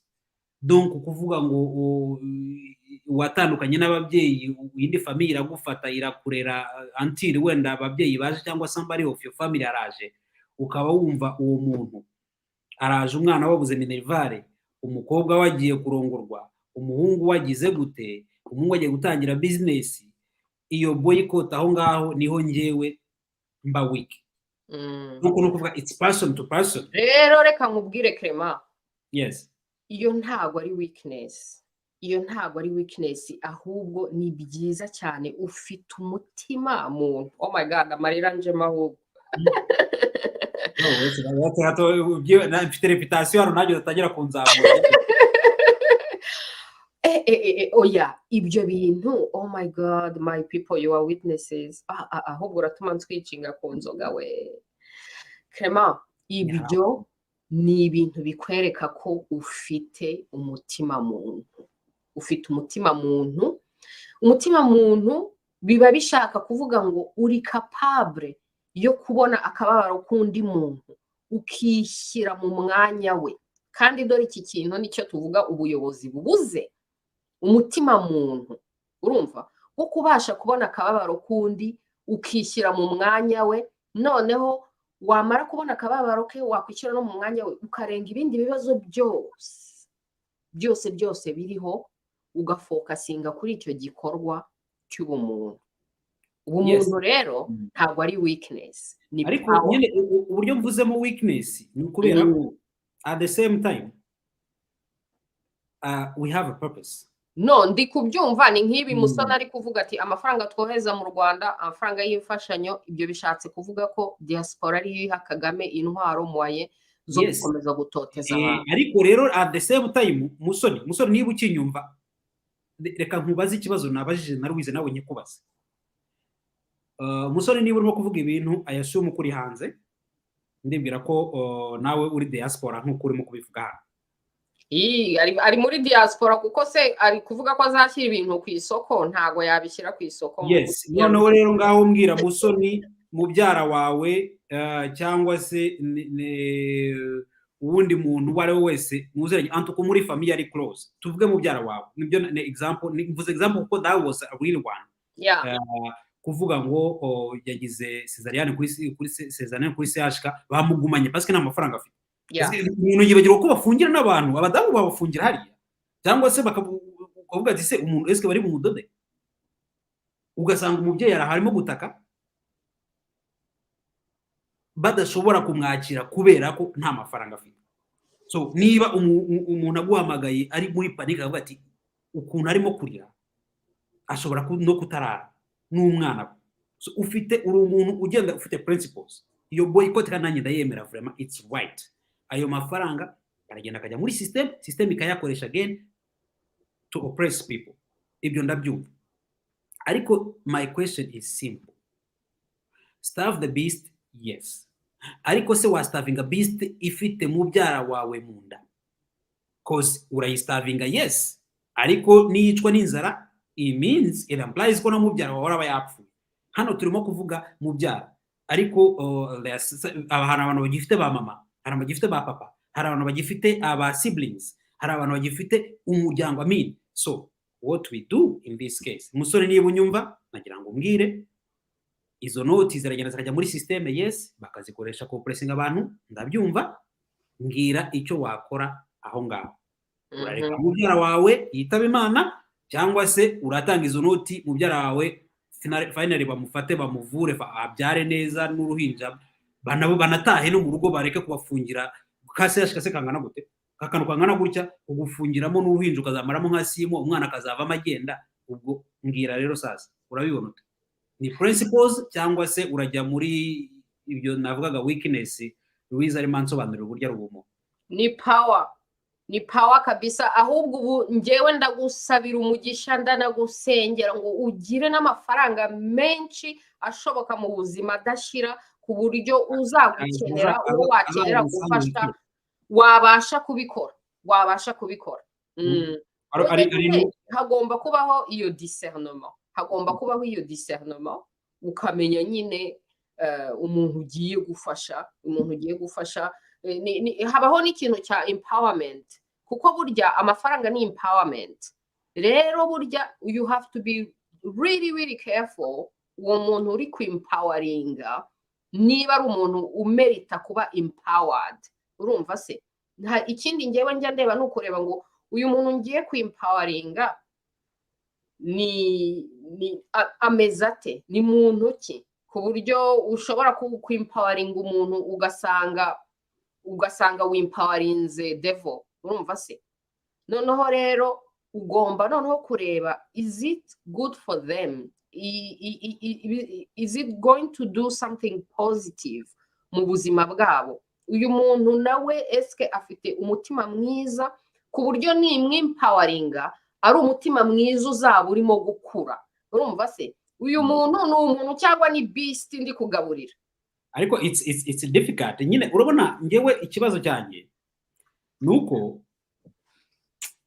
ntago kugira I love principles kandi ntago nshaka kugira principles like to preach principles that I don't practice donc iyo ntuza iyo boycott it's 100% with it ariko icyo nshaka to highlight nuko izo principles zitagomba kugira umuntu atagomba kuyigenderamo like uhumye ushyira ibintu byose muri totalite noneho wibagirwe kureba ibintu muri specific that was my point yes oya kuko iyo deja kuba ufite iyo concern ni ikintu cyerekana umutima w'ubumuntu urumva se otherwise udafite niyo concern ufite ubugome ufite ikindi kintu wakora message totalitaire sans exception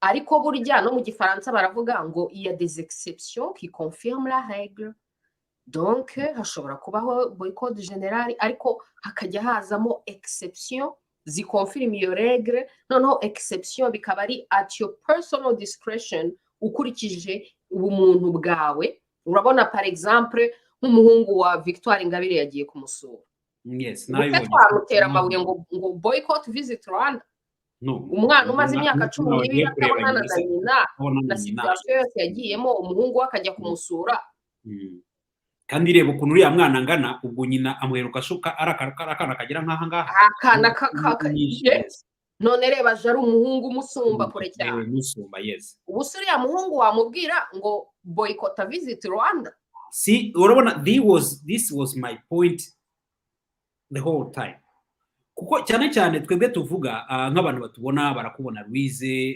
rimwe na rimwe nanjye barambona aba Claude n'abandi hari igihe wenda kubera ko we get caught in a moment ariko ntitube precise enough so ugasanga urimo kuvuga ibintu ibintu bigomba kugenda gutya bigomba kandi with right ubyuvuga ko ari byo your boycott is necessary kubera ko at this point turimo turajya kwicira inkoni turimo kuhereza bari abantu ngo badutsibure not only ayo mafaranga bayakoresha barimo copressinga bene wacu bari muri icyo gihugu bakanayakoresha ahubwo natwe baza no kudugusanga ahantu twihungiye bahereza inyoni z'ibijwangajwanga kujwangajwanga so ibyo ngibyo you have to niyo mpamvu I insisted kuri iyi no point kugira ngo tube clear very clear kubera ko ibintu bivuga ndibuka nuko nk'iyo utangiye kuvuga kuri ntuza kuri point ujya kumva sometimes kumva nk'abantu bari mu Rwanda kuko nabo baranakurikira anyway nk'ubu ngubu wasanga barimo kureba cyangwa se bazareba ejo nari n'abazakurikira ugasanga arakwandikira akubwiye ngo ariko se ngo ibyo bintu mutangiye kugira ngo by'abanyaburayi ngo n'icyo ngo mukibagirwa imiryango kugira gute ati ndabyumva iyo values murimo kuvuga ndayumva atari kwa the same time ifo kureba you have to be real ushobora kugira donc reality ntago ari nibyo navugaga mu kanya ntago ari black or white ari amabara menshi cyane in the universe. Absolutely. Nuance ebana Clement ndagukunze cyane nari nsanzwe ngukunda ariko urumva ko ngukunze kurusha Vani Gusenga ati ngiye nagiye mu Rwanda nibonera ababyeyi bamaze plus de 8 mois bafungiye muri maternité ku Muhima bakafungira badashobora kurenga portail hari irinzwe bahafungiye hamwe n'utubebe ukibaza se uwo muntu byagukundira gute kutamufasha. Absolutely. Vani ndana ku yambi hobe rwose kamata bizo akora mu kintu cy'inturuka. Donc ni ugutandukanya action y'ubumuntu action politique ukagira iyo judgment ukamenya kujija personnellement kuko ni wowe ugiye gufungura ayo mafaranga ndi muri action y'ubumuntu ndi muri action politique umva se hanyuma Vani arakomeza ati ikindi simbizi twe dufite amafamiye yakennye barya bakarya bakivuza amana sinzi uko tuzabigenza ko kiriya gihugu nta system sociale bagira byibuze ireba ibintu by'ibanze by'ubuzima birirwa biyubakira za arena gusa. Aha urabona iki ni ikindi kintu gikomeye cyane inahabaho system sociale umuntu w'umukene wese ntabwo akeneye kujya gusaba mwene wabo. Twebwe muri system yacu no mu muco wacu kubera ko nta sécurité sociale tugira sécurité sociale yacu ni bene wacu. Iyo ugize Imana ufite umuntu hanze muri diaspora ibyo by'abakazini ujya kubona ukabona abakazini buri gihe bakwandikiye ibibazo byabo ariko ngewe ndi umuntu uri très strict kugira ngo nyine batakumenyera batajya baza no gukaka amafaranga urabanza cyako se wowe bite ukora iki maze iki ndaguha amafaranga se ngewe nyakura ku giti jya kuri line kuko mbona mfite line up y'abantu bansaba ni uri kuri line uri nk'uwa veni so tegereza don't kuri telefone ngo nyahereza akajana sha hanyuma nkakakohereza is not happening. Yes, ndagira ngo nongere mu rya Vani merci cyane ebana usize ntuza emphasis kuri ku bintu turimo kuvuga cyane nta nubwo ari n'ubukene gusa n'abantu banakora banasanzwe erega none se n'umwarimu abanyakigali ufite nka onkere wawe umwarimu ahembwa ngahe none se umwarimu uhembwa rimwe mu mezi 6 igihe atahembwa ubwo abari agomba kubaho gute kandi nawe uribaza arigisha arimo arigisha adahembwa kandi afite umwana bazirukana ku ishuri kubera ko nta minervare yatanze ngaho nawe umbwira icyo kintu ariko urabafasha noneho ahubwo leta ikagira ishyari reba nk'ukuntu twafashije Karasira kandi bamwirukanye noneho bashatse ko starving noneho arafashijwe abantu bo hanze baramufashije abantu nka bariya ngewe I encourage people kubafasha abantu system irimo gukandamiza bariya ni abantu bo gufashwa. Hari n'abana merutse kubona bari abana b'abanyabwenge abana beza basetsa abantu bakoze indirimbo papa wabo barafunze urumva bire bintu narabishimye cyane kuko ni abana bahasani urimo kuvuga ni Hakizimana Hakuzimana sinibuka nanjye ntabwo nibuka izina rye iyo bagufunze iyo baguhohoteye noneho reaction yawe ikaba kuba creative kuba umu artiste ugahimbira abantu indirimbo ugakora comedy biba byerekana ko wari usanzwe uri umuntu muzima uri umuntu ufite umutima muntu kuko iyo baguhemukiye aho kugira ngo urakare nawe ujye kubahemukira ba creative uko mwaramvuga ni turabana b'Imana. Imana ni rurema niba ugeze mu bibazo tekereza ko wakwirema uko warema ibisubizo uko warema ikintu kikuzana ibisubizo aho gutekereza kujya guhangana n'uwo uri kukugira. Rema ikindi kintu abakwatatse urema ikindi kintu. Iyo ubaye creative muri resistance yawe uraresista ugira resilience. Se rero nta system sociale ibaho mu Rwanda no muri Afrika niyo mpamvu abanyafrika iyo bagize ibibazo bitabaza bene wabo. Natwe rero ni nkaho turi system sociale y'abantu bari mu Rwanda noneho abantu bari mu Rwanda kuko guverinoma ibadesova bakitabaza system sociale iri ku ruhande. You know, iyo system sociale rero ubishoboye urafasha nyine ubashije gufasha. Ikibazo nta nubwo numva impamvu ariko sevre ko ushobora kubyumva kuko nibyo nabo bakoze. Ntabwo nibaza impamvu nk'abantu barabara bo muri RPF bashobora kuvuga ngo amafaranga ngo arimo kuva hanze igihe bari muri Uganda cyangwa igihe bashaka fundraising muri 87 RPF ifungwa amafaranga yavuye bari barayahinze muri Uganda barasarura. Oya, bariya bo mu gihe cyabo bari bafite abakire babaga i Rwanda aho bitandukanye iki gihe. Nta nubwo ari n'abakire babaga i Rwanda kuko that's a mistake abantu bajya bakora. Abantu nk'aba Rujugira n'abandi bose bagiye bashyiraho babaha amafaranga yitwa nde bari bishe mu Rwanda Rwigara n'abandi bagiye bayaba, ariko hari n'abantu bari basanzwe bagurishije inka zabo bagize gute. Ariko aho bitandukaniye kuri uyu munsi, kera ntabwo abantu babaga i Rwanda babaga babayeho nabi ku buryo babaga bategereje ko diaspora izabohereza amafaranga. Ibi bintu by'uko abantu bari mu Rwanda aribo babayeho nabi noneho ababaye hanze akaba aribo babohereza amafaranga yo kubafasha, ni ibintu byazanywe n'inkotanyi, kuko ku ngoma y'inkotanyi abantu babayeho nabi. Ariko kera ntabwo abantu babaga mu Rwanda nibo babaga babayeho neza, banafasha bari hanze aho ari abakire bagafata n'amafaranga yabo mu bukire bakoreye mu Rwanda bakohereza hanze. Voilà, ibyo ndabyumva ko aribo bafasha yo hanze ko byagendaga muri isomo. Ndabyumva ko bavaga amafaranga ya Rwigara ntabwo yavaga mu Rwanda se akajya mu nkotanyi nyine ku Murindi akajya hehe n'iki byose n'abandi bari mu Rwanda bafashe n'abari hanze mu Rwanda bafashaga. Ariko kuri iki gihe abantu bo mu Rwanda bamerewe nabi, barakennye termometero nyine nicyo numva nibo babafasha. Kandi imagine ntabwo numva impamvu niba barafashe amafaranga ya Rwigara bari mu Rwanda bakayafata ari ku Murindi bagafata y'abandi bose abagiye bashyiramo arabo ba Majyambere arabo bande bakana kabagiye bashyiramo amafaranga, ni gute wowe Louise cyangwa njyewe Kirema cyangwa Kuro cyangwa Vani cyangwa undi muntu wese adashobora kohereza niba bonye 100 kuri ya karasi? Uko nyine uko twabivugaga, amafaranga ni power. Amafaranga ni power.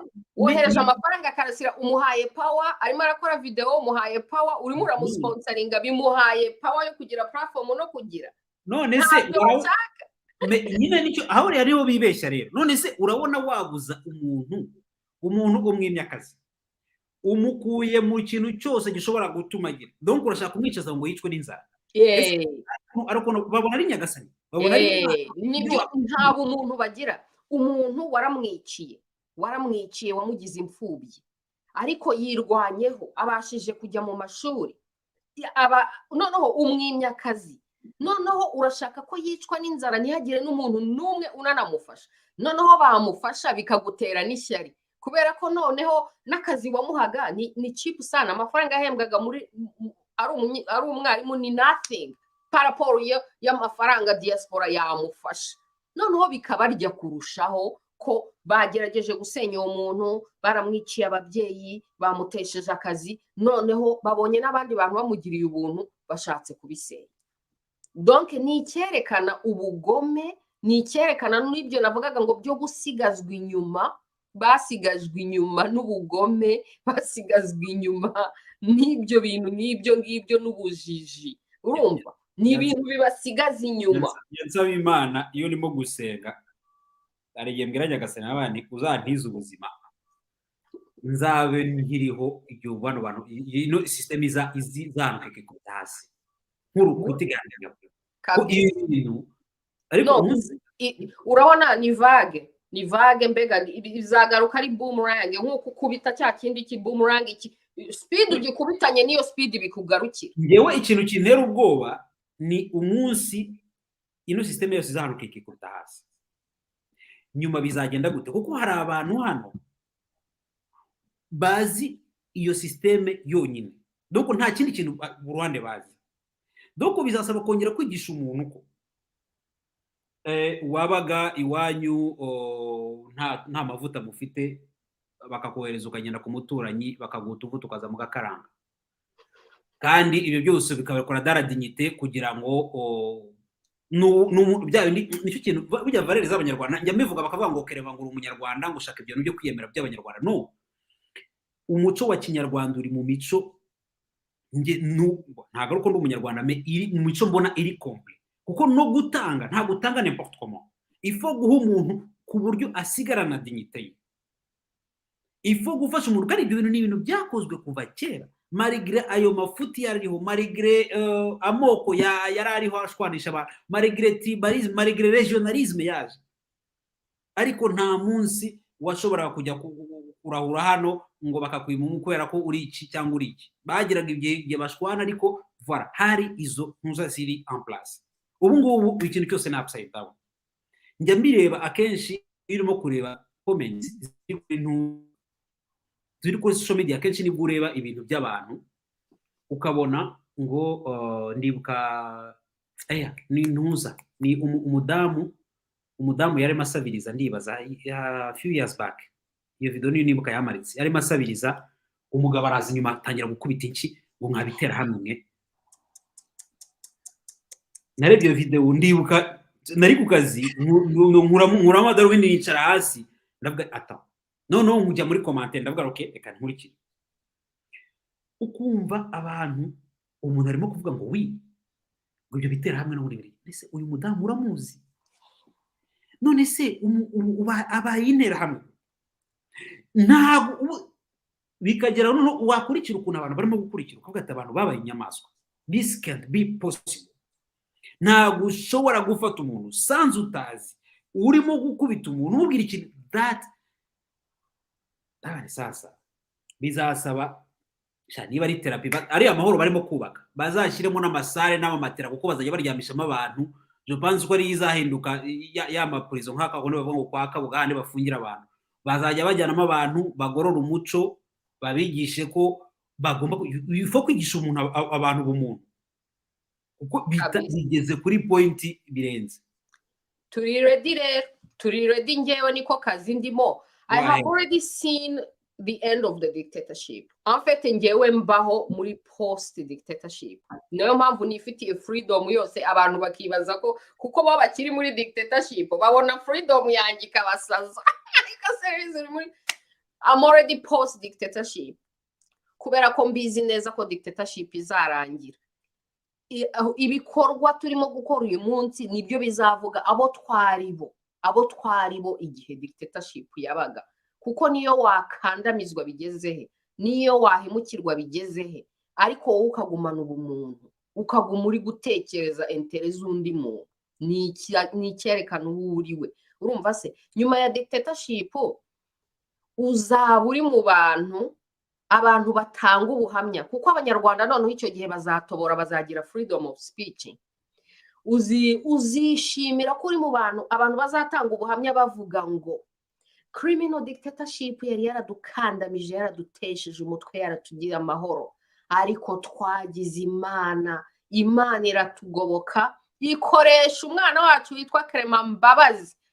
Ariko deja witwa Mbabazi Louise wacu iyo tuzaheraho tuzavuga ati ni mushiki wacu, ariko atari mushiki wabo, ni mushiki wacu yakoreje kugira ngo yedike abanyarwanda. Bati icyo twagize Imana igihe twari turi muri dictatorship, byibuze twagize Imana, habaho abantu bazima, kanaka twohereza akajana, kanaka radio, tubaho turisunika buhoro, nuko tugize Imana tubona ndakubwiye ngo nyuma dictatorship hazabaho abantu batanga ubuhamya.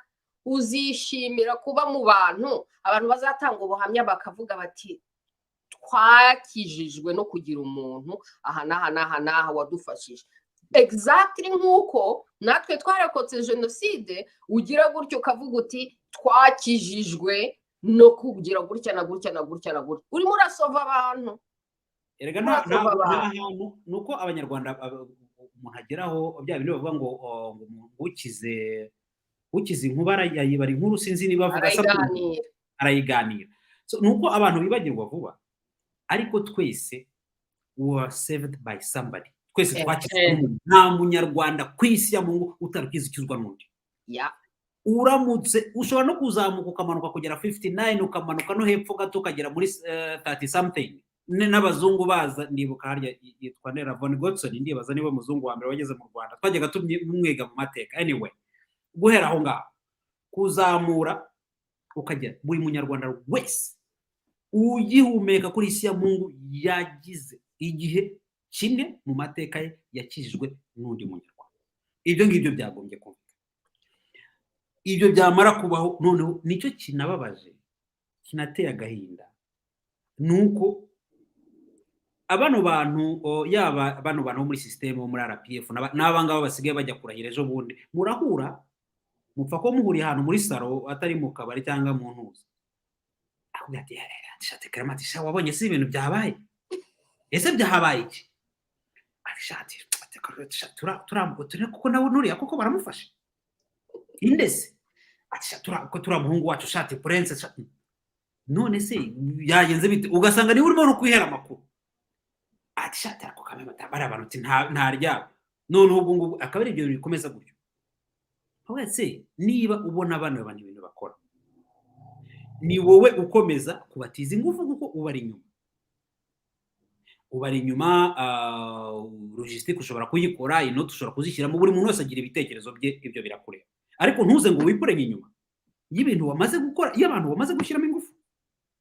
Icyo nicyo kibazo rero ko abantu batajya bishyira je pense ko ntago hokira bayifata ariko uwo munsi uvuze ntarambye uwo munsi ndawutegereje nyagasana zantizugu wende zo témoignage sinzanazibona ariko nzarebe nka rwa bayita nanjye kuvuga umunara w'ibabero kujya ngo narawubonye ibyo nabonye ni mur de Berlin igwa iyo image ndayibuka n'ubu ngubu ukanda kuri YouTube ukayibona kwa kundi gikuta cyahanutse no hasi ngo pi ukuyemo itafari ukuyemo ibyondo ukuyemo iki nanjye igihe system izahanuka yose scrambles nawe urashaka kubona akamasa bakaziritse garikani niba uvuga ngo akamasa kazazimara kazivukamo solution y'akamasa ni ukukazirika urashaka kubona akamasa kaziritswe uciyeho wese kubita urushyukiraho baratsibura inuza umugano byose kabisa akamasa sha one day bazagakira bazakazirika bakageza imbere y'amategeko maze turebe gufasha nibyo ariko ntidushobora gushyira abane wacu kuri standard za diaspora benshi bibwira ko ari inshingano hari abantu basaba basa nkaho bagutegeka cyangwa se ntibashime na gato wababoneye kubera ko baba bumva hari n'abantu bagusaba ngo mpa akajana ukagira ngo akajana hari aho ugatoragura aho yasize akazirizana I think about ariko do they know amadolari ijana there is so much money like ari kukubwira ngo mpa akajana nanjye ndagakeneye kameze ashobora no kureza avuga ati narakubonye ejo bundi uri muri vacances utahubonyije istoma kuba nari muri vacances nibyo bituma ko kajana nanjye ntako mfite ko vacances ntago ari ubuntu no ariko ari ntuza ari izo ntuza ari izo deux poids deux mesures donc nuba hari umuntu ushobora kuba adashima cyangwa uko ibyo bisanzwe ariko hari gihe haba ari urgence vraiment hari emergency hari ikintu kandi ni buri wese n'umutima we ntago ari ibintu nkuko Vania bivugaga urebye ubu ngubu bino bigirisha ngo abantu ngo ntago kishe minerval ibyo ngibyo diaspora iramutse kupye gutya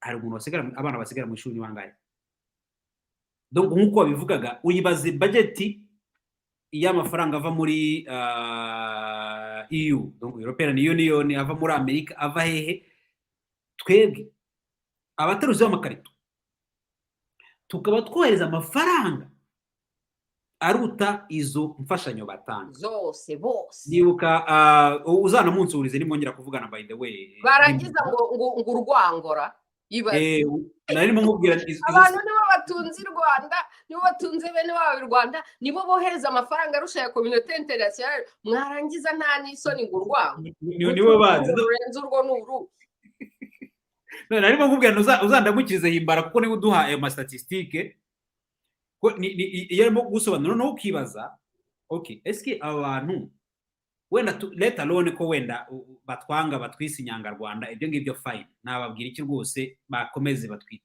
ariko se ntanubwo bikunda none se niba komeza kudutesha umutwe gutya wa mugana umunsi yo robine umuntu yayifunze bizagenda bite barabona bazakomeza kujya bajya muri arena barimo baranywa harya ngo zita ngo Tabous ngo nazo amakafe agura hafi 100,000 by'intuza by'amanyarwanda. Umunyarwanda ari aho ngaho amaze iminsi birata by'ibijumba, wabimurya iyo kafe wayimunywana kangahe? Ibaze wayimunywana kangahe ngo usigaye ngo ugendera ngo muri V8 ngo za ntuza ngo za cyangwa ngo za ngo ya Cadillac ngo arigura basigaye agura ngahera 800,000. Donc ni 800,000 by'amadolari, ubwo ni nka miliyoni 80. ibaze Nga miliyoni 800, something like that. Ntago nzi neza ibyo. Noneho ukibaza ese uwo muturage uzamucaho inshuro zingahe umaze kumusonjesha gutya? Basike ngewe ndavuga nti bari abatipe bari abantu bafite n'ubwenge bashonjesha abantu muri moyenne, bakareka kudutesha umutwe tukikorera gahunda zacu. Aho mugani use koko wamugani Louise, ubwo baragushaka iki? Ubatwaye iki?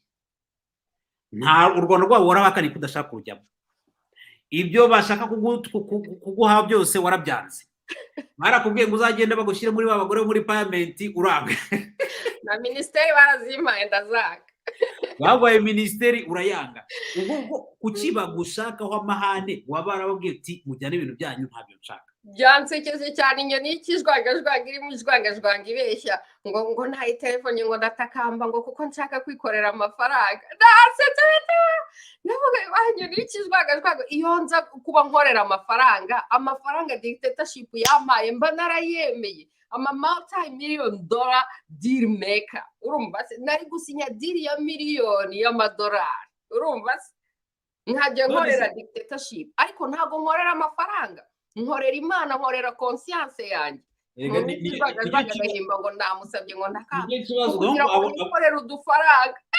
Ngewe nyipfiriye, ngewe nsaba inyoni y'ikizwangazwanga ngo mbabarira nkorera amafaranga. Wewe ukubona abona bamuhaye ako kazi ka brochette akavuga ati kabe muntu yareka mu karume mugire, kandi burya les aigles ne volent pas avec les pigeons. Burya kugira line ye amafaranga banamuhemba ni zero paraporo y'amafaranga ngiye bashatse kumpa. Amafaranga bamuha ni zero. Amafaranga baguha handi baguha miete gato y'amafaranga zifita. Ayo baguha yose franchement na amafaranga angahe baguha nguje kwemera uryame muri ya systeme ukora nayo? Yaba ari amafaranga angana iki? Ariko ubwira umuntu akavuga ngo we ngo byo ngibyo ngo umenyereye ko nk'ubukene. Hamwe ni mbaho nk'umukene ntago mburara, ntago ndwara ngo mvuge ngo ino nkorora ngo ni inkorora ngo iri simple kuko nafite ko kwivuza. Iyo nkoroye gato mbishatse najya gukora deja nageze kwa muganga. Firigo yanjye yuzuye ibiryo, kave yuzuye icyo kunywa. Niba mvuze nti hari umufite umucuti wanjye Paris ndanyaruka musure, uwa Amsterdam ndanyaruka musure, yewe no gukomeza kumanuka kugera epfo za Rio gukomeza kuri muri Sud de la France nagerayo. Bicufe yo kumugenda nkacara imodoka nkagenda. None se ubwo koko okagira Imana we, amafaranga yabarangahe ku buryo uryama urimo kumva mukotanya mara aragenda hejuru y'igipangu, urimo uravuga ati ukabona kanaka baramufashe niwo ukurikiye. Yabara amafaranga angana iki? Abantu badakunda amahoro. Igihugu gihora gifite ingabo mu muhanda, ese ko intambara yarangiye abantu bakaba baratsinze, ushobora umusirikare basohora igisirikare, ariko ibaze kuba mu gihugu uhora ubona igisirikare mu muhanda. Permanent war. Nawe mbwira Nuza Kami ati bishyurirwa amashuri barangiza bakabura akazi. Dilemma. Yeah, obviously. No kwiga no mu mashuri y'u Rwanda n'ahandi wayajyana. Nicyo kibazo. Umwana nubashije gusohoka, wenda tuvuge abatabashije kugera i Burayi, ugeze muri Kenya agomba gusubira inyuma, ugeze muri wenda mu Burundi wanashobora gukomeza, ariko nabwo ntago ndisire kuko ahubwo mu Burundi ntago yakwiga ko Barundi baracyari ba francophone. Kandi twebwe ngo turi abanglophone. Donc ufite mu baturanyi bose nta n'umunyarwanda yakwiga. Nta hantu umuntu anyarwanda yakandagira. muri Tanzania ho n'amparo même pas parce que kandi kubera na politike mbi u Rwanda baruharabitse Kagame akangisha abanyarwanda ibi bavuga ngo kwangisha ubutegetsi ahubwo we yangisha abanyarwanda yarangiza akangisha n'abantu bitwa abatutsi uri kuzi ukuntu abantu bangwa uzi guhura n'umukongera akakubwira ngo niba uri umututsi rero ngo mbaye nkubwiye ko tudashobora kuba inshuti ukagenda kwisobanura ukagenda gusobanura ukuntu atari abatutsi bose noneho rero wanisobanura cyane ati ushobora kuba uri umututsi ntabwo uri umusempatiza ku mugari wabo nibuka uriya musaza pastor Mpyisi niwe ugeze kubivuga ejo bundi aravuga ati ariko se wa musore we sinzi umusore yarimo abwira kuri ya mateleviziyo arimo aramubwira ati se nk'ubu ngubu Nyagasana biturinde ariko biramutse bituritse umunyarwanda yahungira he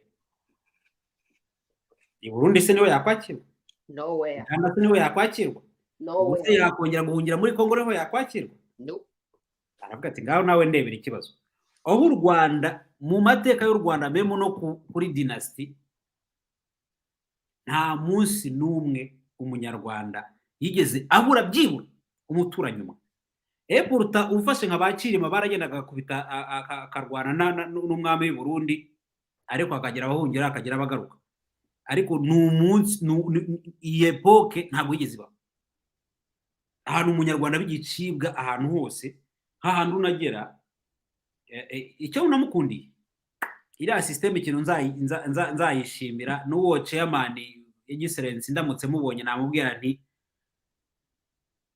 wakoze amafuti menshi ariko ikintu ngushimira nuko utigeze urobanura ari umututsi urahekenya ari umuhutu urahekenya ibyo ngibyo rero abanyarwanda nibaticara ngo babikoreshe barebe ko umunyarwanda umuntu wese ni umuntu first of all umunyarwanda ni umunyarwanda second of all ibyo ngibyo bizabageza kure nuko kuba rero yaraje akajya kindura adahisemo that's a chance niyo chance iko opportunity oppressor at least your presence abantu bose bitumye mu banyarwanda hatazamo ko kantu yes no se can you imagine yaza nkuko yaje atemagura ngo ndimo navuga we na Mukotanyi be baje batemagura abahutu guhera za Byumba za Ruhengeri agakomeza agera mu Rwanda agakomeza gutemagura abahutu gusa akabakurikira muri Kongo agatemagura gusa yarangiza akagaruka abatutsi bose bakicara mu mahoro can you imagine that country ukuntu ko bimeze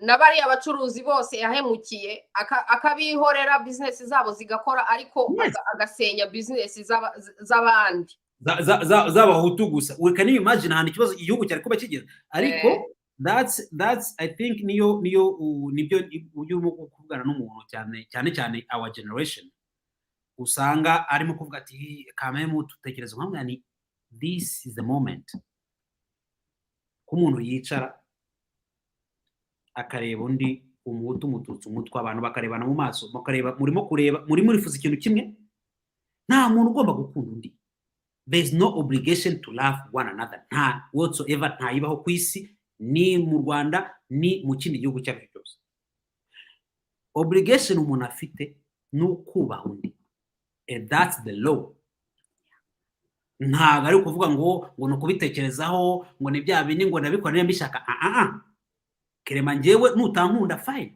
mfite abankunda baramagishije mfite umuryango mfite iki I'm fine ntuzankunde nakubwira iki go ahead ariko unyubahe umenye ko uburenganzira bwanjye n'ubwanjye like what you were saying urimo kuvuga ati sinzi impamvu urimo kuvuga ngo inyoni ngewe kuri ngewe nakagurube cyangwa se utuntu nk'utu nk'utunyamaswa ko yiyise amazina y'inyoni ugize impamvu nyine iyo nyoni rero yiyise abanyarwanda mujye muba careful n'amazina mwiyita iyo wiyise izina iryo zina rikuzanira iyo energy iyo wiyise izina ry'inyoni en plus ukiyita izina ry'inyoni mwene za nyoni z'ibijwangajwanga ubwira igasubiramo ibyo uvuze gusa inyoni iriya nyoni ntago yitekereza ku giti cyayo iriya nyoni ni ya nyoni uvuga jwanga genda ubwira Louise wacu ibi n'ibi inyoni ukagenda ikabwira Louise jwanga ngo genda ubwire Louise wacu ibi n'ibi inyoni uramenye Louise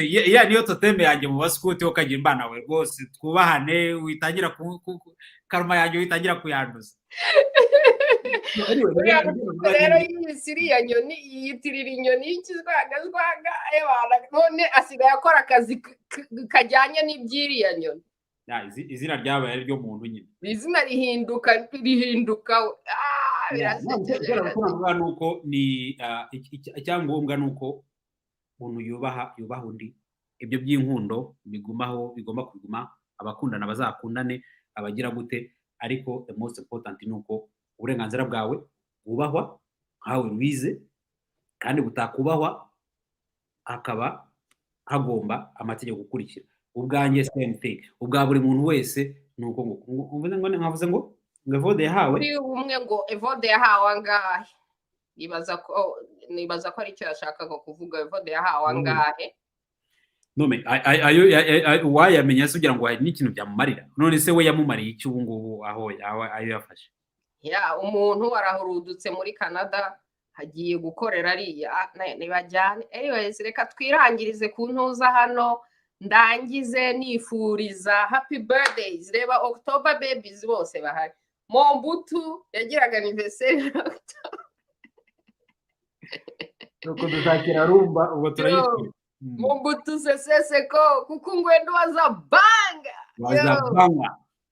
Mombutu Seseko yagiraga anniversaire muri Octobre. Karasira twamuvuze. My people support.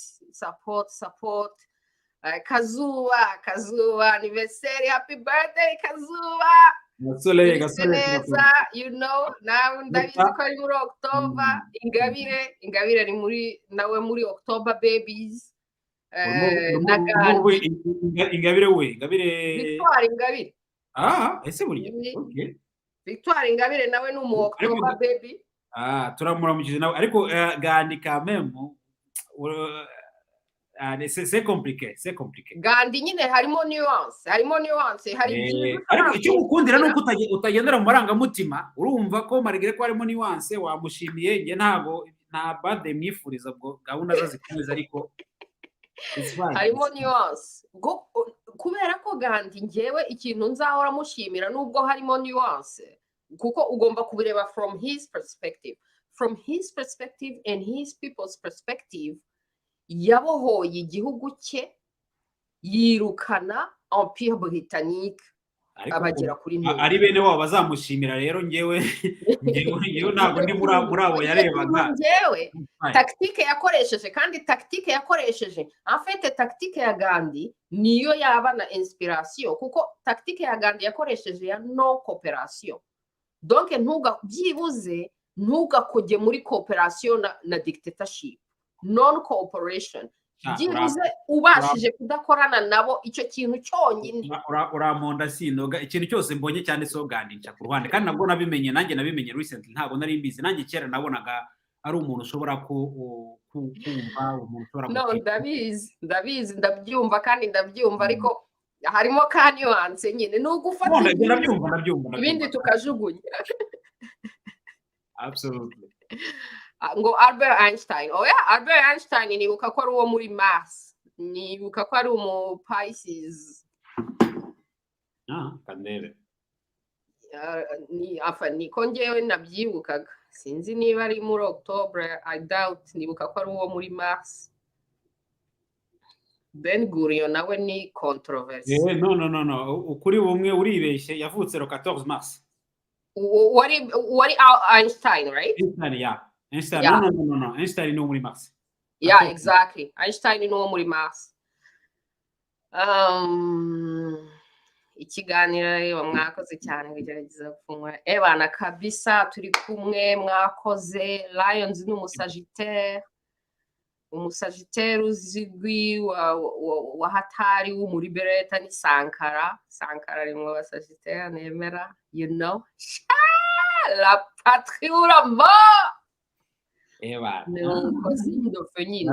La vittoria siempre. You know. turi kumwe Shakema urakoze cyane ndagushimira ukomeze ugira ibihe byiza aho uri amata nayarangije ubu nanjye ndahita nkurikizaho ndahita na upgrading urangirije rimwe ndabona ubu tugiye guswitchinga ahubwo njye ugiye mu mata ho ugafata ubu wowe nawe uri bujye ku mata mbere yo kuryama amata n'ubuki njye singiye kuryama ubu ngiye muri Friday night. Ubwo enjoy rero kandi merci beaucoup déjà merci pour tout ku bindi bisanzwe byose and especially for tonight for having me naho utaha asante sana turi kumwe ijoro ryiza. Alright my people turarangije muramuke Krema yakoze cyane mwakoze mwese turi kumwe mukurikire mukore subscribe abashaka kudusapotinga mudusapotinge turi kumwe my people igikuru nuko duhora twibuka ko turi abana b'Imana tugendera mu kuri twubatse mu kuri nta muntu tubeshyera nta muntu duhimbira nta muntu duharabika tuza turi mu mahoro turi mu munezero tuzanye ubumenyi gusa nuko nta kindi dushaka gupartaja turashaka gusigaho mu mateka ko habayeho abantu nkatwe bari bafite umuntu bari bafite ubumana bari bafite ubumenyi bari bafite amahoro bari bafite umunezero ari byo bazanaga muri societe buri muntu wese agashyira ibikorwa bye hanze muri societe hanyuma ubundi bikorwa akaba ari byo byivugira nkuko Martin Luther King yajyaga avuga ngo I have a dream that one day my children will be judged by the content of their character bivuga ngo turashaka kuba judged by ikikuva mu mutwe kikuva mu kanwa kikuri ku mutima niyo judgment naho ubundi nago turi muri ayo macakubiri yanda yariyo yose we don't care my people nago turimo twebwe tureba content gusa tukanagerageza no kuwerekana the content of our character kubera ko ni KinyaRwanda turi muri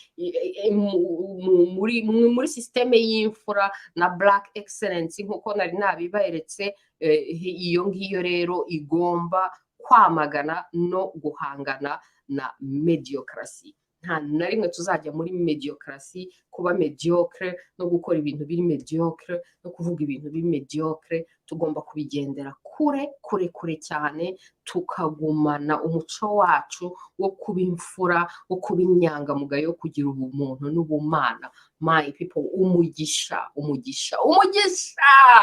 umugisha w'Imana yera Imana rurema rugira yakare abahe umugisha my people ndabakunda santima moko ndabakunda cyane niyo mpamvu mpora mbabwira ukuri buri gihe ibyo ni urukundo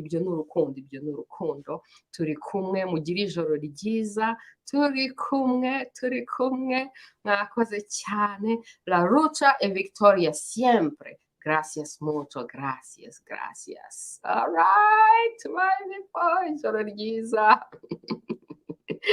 ijoro ryiza kabisa yego no violence guhindura ibintu tuzongera tubigarukeho my people murakoze mugira ijoro ryiza turi kumwe witeka Imana ishobora byose abaho umugisha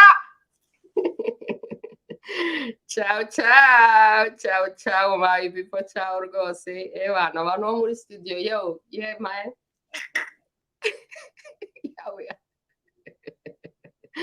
yeah all right my people thank you so much